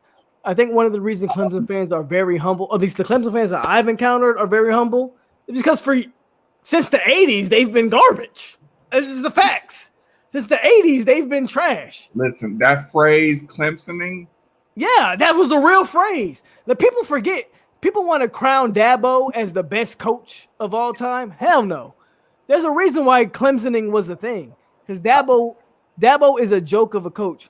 Now, what Dabo is very good at, and what I've always credited, I think Dabo is when it comes to X's and O's, I think Dabo's a joke. I don't think Dabo could coach his way out of a paper bag. I'll be honest with you. What I think Dabo is extremely amazing at is he understands his limits. He hires the right offensive coordinator and gives him full reign. He hires the right defensive coordinator and gives him full reign. Dabo will be perfect in the NFL. I'm just being real. I think Dabo, if he went to the NFL, he'd be incredible because he understands that he is not an X's and O's coach. We had them. Bro, a lot of people. Bro, in 2016, we had Clemson and they called a bullshit chop block call on when Dalvin Cook ran that touchdown. Look, I can go on and on about Clemson. And I respect Dabo for understanding his limits. Dabo understands what he's limited at, and he has hired guys in place to mask his limits. I think I'm going to go back to Willie Taggart. I'm going to do this. I think Willie Taggart is very similar to Dabo. The problem with Willie Taggart is he didn't understand his limits. Willie Taggart forced our defensive coordinator at the time, Harlan Barnett, to coach a scheme that he wasn't. Harlan Barnett came from a 4-3 cover 3 defense. Yeah. Willie Taggart forced Harlan Barnett to coach. He forced Harlan Barnett to coach a 3-4. Come on. We're athletes. Willie Taggart forced Kendall Briles to not play Jordan Travis, which doesn't.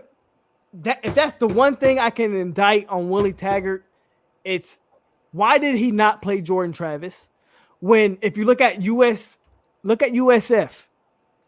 who's the quarterback that Willie Taggart had the most success under at USF? Quayshawn Fuller. Listen, but that was Charlie Strong who was there now. No. When Willie Taggart built that program, he built that program on his own. The problem is Willie Taggart built before he went to Western. Yes. But when Willie Taggart built USF, they were struggling. When Willie Taggart made the transition from help me out in the chat if you know who I'm talking about, because I know who I'm talking about. Quentin Fuller or somebody like that. Y'all know who I'm talking about. I don't know if in the Ville if you understand who you remember who I'm talking about. Who was the USF quarterback when Willie Taggart was there? White or black? He was a black guy. Quentin Fuller or something. It was something like that, man. He was running for 1,000 yards and throwing for a bunch of yards too. But he wasn't a good quarterback, but he was a running back that could play quarterback. Somebody in the chat to give me, I think it was Quentin Fuller or something like that. Quentin Flowers is who I'm talking about. Quentin Flowers. Thank you, Phil DeCane. Thank you, Phil DeCane. That's my dog, Phil DeCane. Quentin Flowers completely changed the outlook of USF. Quentin Flowers is very similar to Jordan Travis. I don't know why Willie Taggart didn't play Jordan Travis. But go ahead. No. Look, I get it. Look. We were waiting for Jordan Travis to take over the quarterback position, and when he didn't, we were like, "What the fuck?" But that goes back to my question with you. If Petrino is the head coach, is Jordan Travis your starter? Nah, he need accuracy. You don't think so? You don't think so? Lamar Jackson's accuracy was terrible. What do you? Yeah. Come on. I think if Petrino is your guys' head coach, I think Jordan Travis is a starter because what Jordan Travis does on the ground with his feet is special. We watched it up close, man. How many starts did Jordan Travis have at Louisville? None. So how can you say that he wouldn't be the starter right now? I mean, would you take Cunningham over Jordan Travis? Neither one of them. Okay, that proves my point. Jordan Travis, that tells me all I need to know. That you said neither one of them. I think Jordan Travis under Petrino. Now, I'm not saying under Satterfield because Satterfield runs a different. But Petrino has always been known as an offensive genius. Okay, the only knock on Petrino is that his personal life is always messed up. Yeah. Whether at Arkansas or whatever, his character concerns have always messed up his coaching. The reason I think under Petrino, Jordan Travis flourishes. Listen, the reason I say that is because he liked the fact that you could run, but he didn't want people to run. And like Puma. Well, dude, Lamar Jackson was. Oh wait, what was Lamar Jackson was a runner first. But in the NFL, Lamar Jackson is still a runner first. Again, the narrative was Lamar can't throw, but then when you look at his numbers, you realize he really can throw. So Petrino just backed Lamar up. I'm telling you, Jordan Travis's numbers, they weren't enough to get him the starting job. Over Cunningham, though? Yeah, listen, again, you talking in practice, you talking about daily watch. So that's the knock on Jordan Travis. I don't have any inside knowledge because I don't work for ESPN like my homie here. What? But I think the problem with Jordan Travis is I don't think Jordan Travis, because what Jordan Travis does well, I think is improvising. I don't think when it comes to a practice setting. Yeah, but coaches don't put up with that. That's what I'm saying. That's what I'm saying. When it comes to a practice setting, I don't think Jordan Travis does the things in practice that is gonna make coaching staff. Listen. It's gonna make a coaching staff be like, when we play Florida, we need to start that guy. Jordan Travis, everything that Jordan Travis does great is improvising. When the pocket breaks down, when he's scrambling outside and he hits a throw or he runs for 30 yards, that's what Jordan Travis does well. Yeah. You can't mimic that in a practice. So I understand where you're coming from. I agree. But here's the thing. you had Jordan Travis boxed in just like the coaches designed. He makes an awesome move, like, and the coaches wasn't even mad. They were like, dude, that dude's special with the running, but he can't throw it well enough to be special. So we're not mad at you.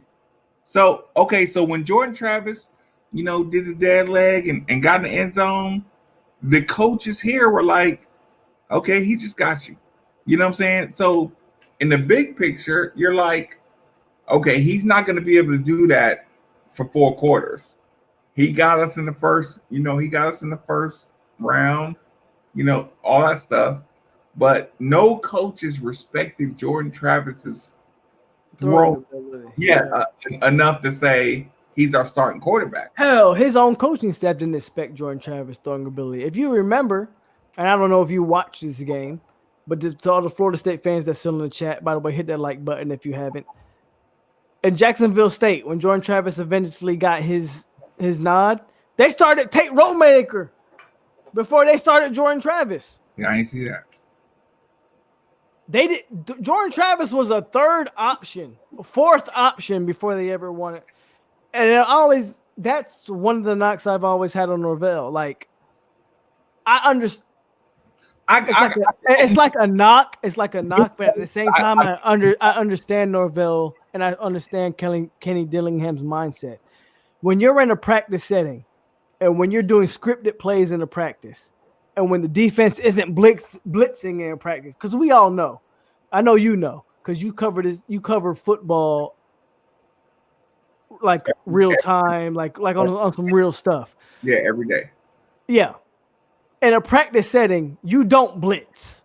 You don't run your most complex defensive schemes in a practice setting because you want your offense to get in a rhythm. You want your offense to get some confidence. You want your offense to complete some passes. So what Jordan Travis does exceptionally well can't be mimicked in a practice setting. You feel me? I know you feel me. No, we got that problem with Malik. It's the worst. He can't deal with live action plays. Yeah, it's the worst. Yeah. And Jordan Travis, listen, at some point, your athleticism is not going to get you out of trouble. Absolutely, it sucks. Absolutely, you're absolutely right. You can't do that. That's why I say go get Chuba because you think Jordan Travis is, hold on, let me get my camera. Think Jordan Travis is here? You think Chuba's up here? 100%. I don't disagree with you. Listen, I don't even but see, the problem is Jordan Travis, let me say this. Go ahead. Travis is athletic. He's he maneuvers well. But football is 11 men out on a football field. Chuba Purdy can manipulate 11 men. Jordan Travis can only manipulate 3 men who are trying to tackle him. At the most, Jordan Travis can manipulate 3 men. He can make them run into each other. He can dance out of a sack, but it's worth 3 yards, 3 to 7 yards. I'm telling you that Chuba Purdy can get out of boxes and he can manipulate 20 to 30 yards of football field. And that's it's I don't even, bro. I don't disagree with you. I honestly don't agree. The only thing I will disagree with you, and it's not really a disagreement, it's just me on my input. I think Jordan Travis still has room to grow as a passer. I honestly do. Of course he does. I honestly do.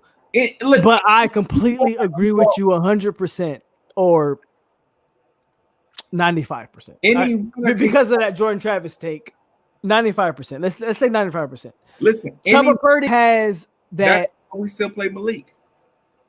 Yeah, go ahead. I said any runner can grow. That's why we still play Malik. Yeah. Because any runner has room to grow. But pure passers, they got a little bit of running ability. they're already 10 steps ahead. I agree with you. Yeah. And that's why, again, I do this Florida State thing 24/7, 7 days a week. I got people that comment, that question me. Oh man, you're giving up on Jordan Travis already. No, I'm not. But I do see Chubba Purdy as the future, because I know as a quarterback. Now, when I say as a quarterback, I played defense when I played football, I played defense. What I'm saying though, I know that as a quarterback, you have to make the plays with your arm. Now, in the college game, I'll be fair. In the college game, you can get away with your legs. I mean, we saw Cam Newton, Johnny Manziel, Marcus Mariota. The list goes on of quarterbacks that got away with their legs more so than their arm. And those quarterbacks, outside of Cam Newton, but those quarterbacks were unsuccessful in the NFL. I think Chubba Purdy adds a different dimension. Chubba Purdy is not the runner that Jordan Travis is. Period. Right. I will not even debate that. Jordan Travis is special as a runner. Yes. If you haven't seen that in a few games that he's been the starter, you won't see it because you're just blind. Jordan Travis is special like when Jordan Travis gets a crease, he takes that thing to the house. I saw it with my own eyes. He takes that thing to the house. It's not Jordan Travis is special with his legs, but what Chubba Purdy offers FSU and FSU fans and FSU, the team, what Chubba Purdy offers, he offers something that we haven't had in, dare I say, Jameis Winston, Christian Ponder type. And this is coming from an outside source. In Louisville, he's a Louisville fan, and he's telling you with his arm, Chubba Purdy offers something different, and I completely agree with him. That's why I said we should play Chubba Purdy the rest of the way.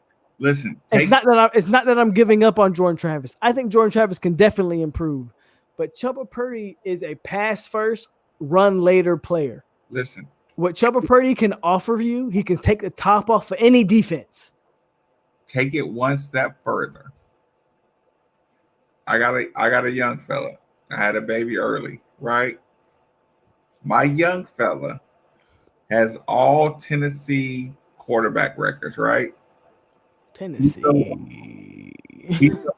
He's a linebacker in the NFL right now. Okay. And what he knows is quarterbacks that know to throw it are the go ahead. No. Go ahead. Finish your statement. Go ahead. I'm gonna let you finish. That know to throw it are the only quarterbacks that are gonna excel.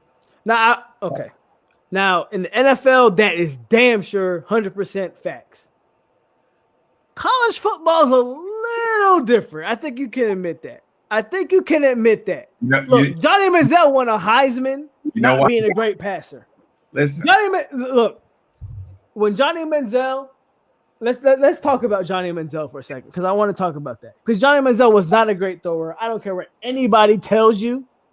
Johnny Manziel sucked as a quarterback. Johnny Manziel had Mike Evans. So when Johnny Manziel got in trouble, you know what he did? He threw it up to Mike Evans, and Mike Evans was better than anybody who ever covered him. Yeah. That's what it was. Listen. And in college, you can get away with being a runner first and a quarterback second. It is what it is. You can hate me for thinking that way. That's a fact. In the NFL, you're absolutely right. Not in the SEC. My Manziel did it in the SEC. Manziel beat Bama in the SEC. So I don't believe that. We give too much credit to the SEC. Let's be real. In the SEC, who has been prominent players in the SEC? Bama. Listen. Auburn, a year or two there. Auburn. You give too much. Florida, when they had Urban Meyer You a give year or two, to the the SEC is vastly overrated. you At give the end of the day, you have in a college, you can run or throw. Michael Vick got to a national championship against Florida State because he could run the ball, not because he could throw. Not because he can throw. not the players. Go ahead. You give too much to the teams, but not the players. The SEC players are what makes it different. The teams, I don't believe that. I feel you. I don't believe that. But the players are different. I don't believe that. And we can have different. This is one thing that we're gonna have different opinions on. If you look at, go look at the draft. Who's the number one in the draft? The SEC. But the ACC is right behind the SEC in draft. Not the Big Ten, not the Pac-12, all these other conferences that college football would tell you that is better than the ACC. The ACC is second in the draft, the SEC. The only thing that's separating the ACC and the SEC, I'm going to let you have a guess at it. You tell me. What's the only thing separating the ACC and the SEC? I'll say this. You might have a couple at the front and a couple at the back, but the meat of the body is still SEC. No. The only thing separating the SEC and the ACC is coaching. Look at the coaches in the SEC: Pruitt, Kirby Smart, Dan Mullen, Nick Saban. I'll play that. Now look at the coaches in the ACC. Who the hell is coaching in the ACC? Once Jimbo left, the only coaching they have in the ACC is Dabo Swinney. That's the only difference between the ACC and the coaching. The ACC and the SEC. They're recruiting the same exact states. I'll play that. And in some instances, the ACC is out recruiting the SEC. I'll play that. The only difference is you got Lane Kiffin in the SEC. You got Dan Mullen. You got Nick Saban. You got Orgeron. You got whoever you got. The ACC don't have – name one prominent coach in the ACC. I dare you. Once Jimbo left, that went out the window. Dabo Swinney's the only one. You know what the problem is? Florida State is the only school that's out recruiting the SEC. Coaching is the only difference. The ACC has Florida State. Shout out to Mac Brown. Shout out to Mac Brown because I think he's bringing North Carolina to a point. I mean, North Carolina struggles, but I think in recruiting, he bring North Carolina to a point where they can be respectable. Other than Dabo Swinney, name another coach in the ACC that's worth his damn weight. You can't. Florida State. Your own Louisville Cardinals are wanting to fire Satterfield right now. Florida State's out recruiting the SEC. Florida State has been out recruiting the SEC for the last 5-6 years. That's my point. Coaching is terrible in the ACC. But they still getting drafted. Of course they're getting drafted because they're fucking talented. Because they're talented. Brian Burns got drafted because he was talented. And guess what? In this next draft, Tamarion Terry is going to get drafted because he's going to kill the combine. Tamarion Terry's going to run a 4.3 and he's going to get drafted in the first round. I guarantee it. Is he not going to another school? I think Tamarion Terry's going pro, but I could be wrong on that. Terry's gonna go in the combine, run a 4.35 and go to the NFL. Marvin Wilson will be a first or second round pick because he's talented. This coaching is trash on Florida State right now. That's just the fact of the matter. Coaching is bad. It's just the fact of the matter. There's a reason why if Cam Akers had the right coaching, Cam Akers the first running back taken off the board. Period. Y'all need to period. Look, just send some of them guys to Louisville and see how they do. Hell no, we ain't sending nobody to Louisville. hell with that. The listen. hell with that. Look, I'm gonna hit my little late night evening dinner. Hit me up. I'm gonna send you my email. Make sure you got me on do that. that. Yeah. Like I said, enjoy it. I'm gonna be on your live no matter what. Either way. Yes, sir. Do that. Definitely hit me with your email. I know you've been on here for a long time, so I appreciate you for even being on here this long. I mean, I'm on 3 hours right now, so I appreciate everybody who stuck with the chat. Hit the like button if you haven't hit the like button already. I mean, if you're ready to go, homie, you can go ahead and head out. I didn't even realize it was 3 hours. Like I am. You got my email on here? No, shoot me your email. What's your email? You can shoot it to me. I definitely hit you up, man. Okay. I want to bring you on, give a little outside perspective, in my world. You put it in the chat, or you can. I think my email is in the description, so you can definitely hit me in on my own email. I'll definitely get you back. Okay. Good looking. Yep. But I appreciate you, man, for even being on here, chopping it up with me. Keep it up. Keep it up. That's okay. I got you. I got your email. I got you. You sent it in the private chat. I got you. Thank you for that's made in the Ville, man. Louisville fan, but he kept it real. I appreciate that. I appreciate the homie for coming in and chopping it up. 32 people in here after 3 hours long, man. Hit that like button, comment, subscribe, share if you haven't already. I had a lot of fun tonight, man. Bud Crawford finished Kell Brook in 4 rounds. What the hell happened there? I thought that was a premature stop, but it's whatever. Phil, I fuck with you. You know I fuck with you, Phil, even though you're a Kane fan.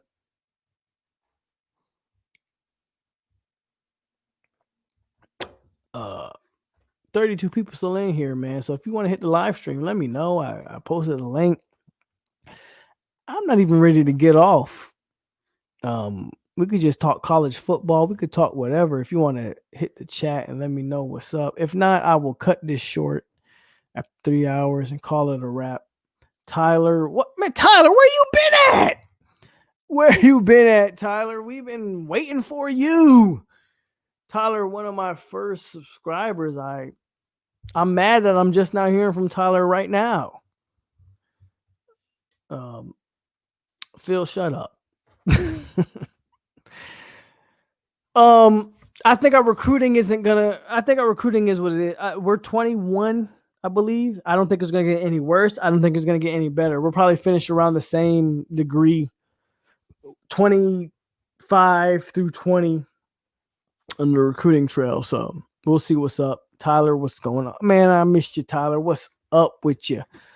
We had a good show tonight. Hey, shout out to In the Ville, man. Hold on, man. In the Ville. If you're not subscribed to that dude, shout out to In the Ville. That was Jay Oliver. Shout out to Jay Oliver in the chat. That was a dope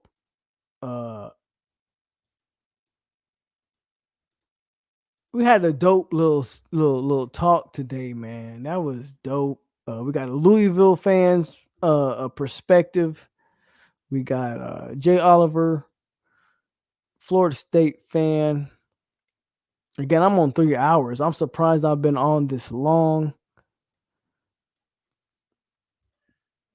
It is what it is. I'm not even ready to really get off, but it is what it is. If we down to 29, 30 people watching. We down to 30 people watching. Hit the like button if you haven't hit the like button already. FSU loses to NC State. I don't think Florida State's going to win another game this year. But that, again, I mean, we talked about it. That comes down to coaching, man.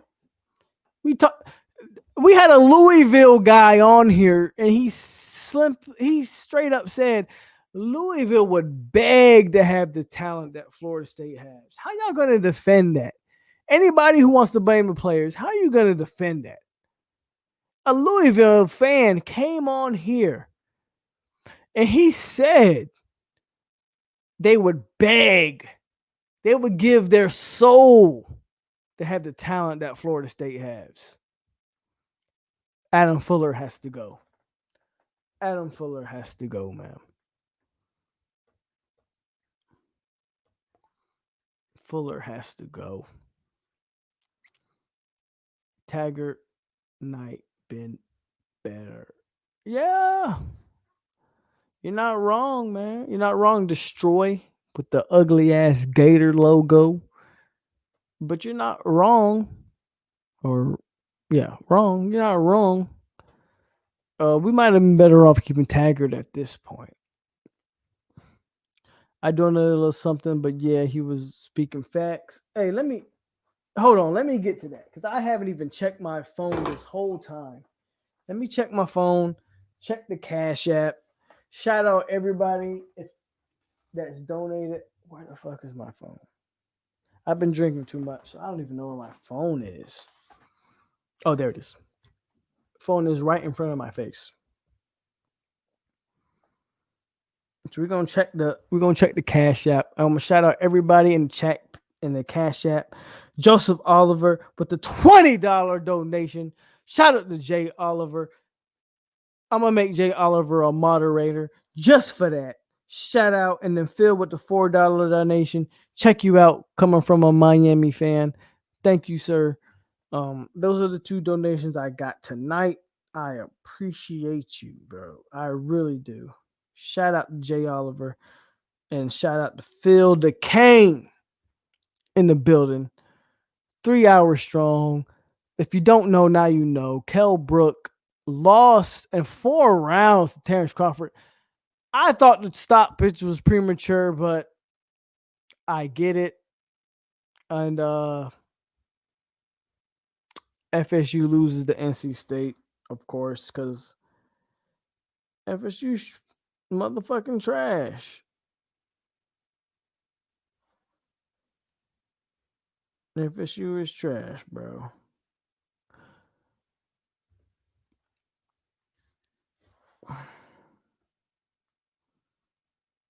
Boom, boom, boom, boom, boom, boom, boom. And shout out to people who donated again. Shout out to Jay Oliver. Shout out to Phil DeCane. And y'all gonna see me tomorrow morning. For me, it's morning. To y'all, it's gonna be like evening, afternoon time on T2Y. And we're gonna talk about these sorry ass Seminoles and lucky ass Hurricanes. Tyler, what you got for me, dog? What you got? Taggart might. Hold on. I donated a little song, but yeah, he was speaking facts. Yeah, I've been away all day. Things will be slower next weekend, so I should finally be able to. Shit, next weekend is gonna be the hell with next weekend. We finna get beat by 55 to Clemson. The hell with next weekend, Tyler. It is what it is. There he is, Made in the Ville. Hey, look, if you haven't subscribed to Made in the Ville, subscribe to that brother. I appreciate that brother for chopping it up with us. I'm Louisville guy. Again, shout out to Louisville. Again, one of my childhood friends, Blau Powell. If you don't know who him, he played for the New York Jets. Blau Powell was one of my guys. We grew up together, Lakeland, Florida. Louisville alum. So shout out to Made for the Ville. Get it right. Go subscribe to brother. Seriously. Go subscribe to him. All right, Phil. Yeah, it's late over there. It's late over there in the States. Again, I'm in Miami. It's Hawaii. I'm sorry. It's only 9:26 for me, so but I'm probably gonna call it quits. And shout out to Lakeland. Yes, sir. L Town in the building. 863 Polk County. You know how we do. That's where I get it. Polk County native. If you're from Polk County, you know what it is. Skate World, shout out. That Skate World was the shit when I was a jit. So Skate World, shout out. Hey, shout out to everybody in the chat. If you haven't hit that like button on the way in, hit that like button on your way out. Stay classy, Seminoles. Stay crabby, Cane fans, and stay fucked up, Florida fans. But honestly, shout out to everybody who tune in. I don't care who you root for. This is a Florida State channel first and foremost, but it's also a college football channel. I have never blocked anybody. I have never. Hey, come in here, talk your shit. I respect everybody. As long as you respect me, FSU, UM, UF, Louisville, UNC, NC State, name them, come over here to POLK 863 Seminole TV. Thank you, Destroy, bro. I try to be. Come over here, fuck with your boy. And that's what it is. Stay classy, Seminoles. Stay crabby, Hurricanes, and stay fucked up, Florida fans. And all the ACC fans, you know, understand what the standard is. We're not reaching the standard right now, but FSU is the standard. This is your boy POLK on 863 Seminoles TV. I love everybody who fucks with me. I really do. I appreciate everybody. And shout out. Stay classy. And I will catch y'all tomorrow. Tomorrow afternoon, if you're on Eastern time zone. If you're on my time, it'll be tomorrow morning. We're going to be on T2Y. We're going to face this heat dead on. The Miami fans are going to give me the hell, but I expect it already. And, you know, shout out to everybody who's going to be here or there. And again, Made in the Ville. If you ain't subscribed to Made in the Ville, that dude, hey, Made in the Ville was really, he was the first guy that I've had on my channel that, I mean, he was a Louisville fan, but he kept it real. He kept it legit. He said FSU was the standard. Even in our downtime, we're the standard. Hey, you can't do nothing but respect that. Shout out to him. ESPN guy. Who would have known? You know what I'm saying? Who would have known? Hit that like button. Comment, subscribe, share. And I'm out, bro. I'm out. I'm finna go eat. Y'all have a good night. Shout out to Bud Crawford for running through Kell Brook, even if I think the stoppage was early. Shout out to Bud. And we'll see if he's able to do that against Earl, because he ain't able to do that. Earl is going to be a different beast, but shout out to Bud. Catch y'all boys tomorrow morning. All right, now. Stay classy. We at you.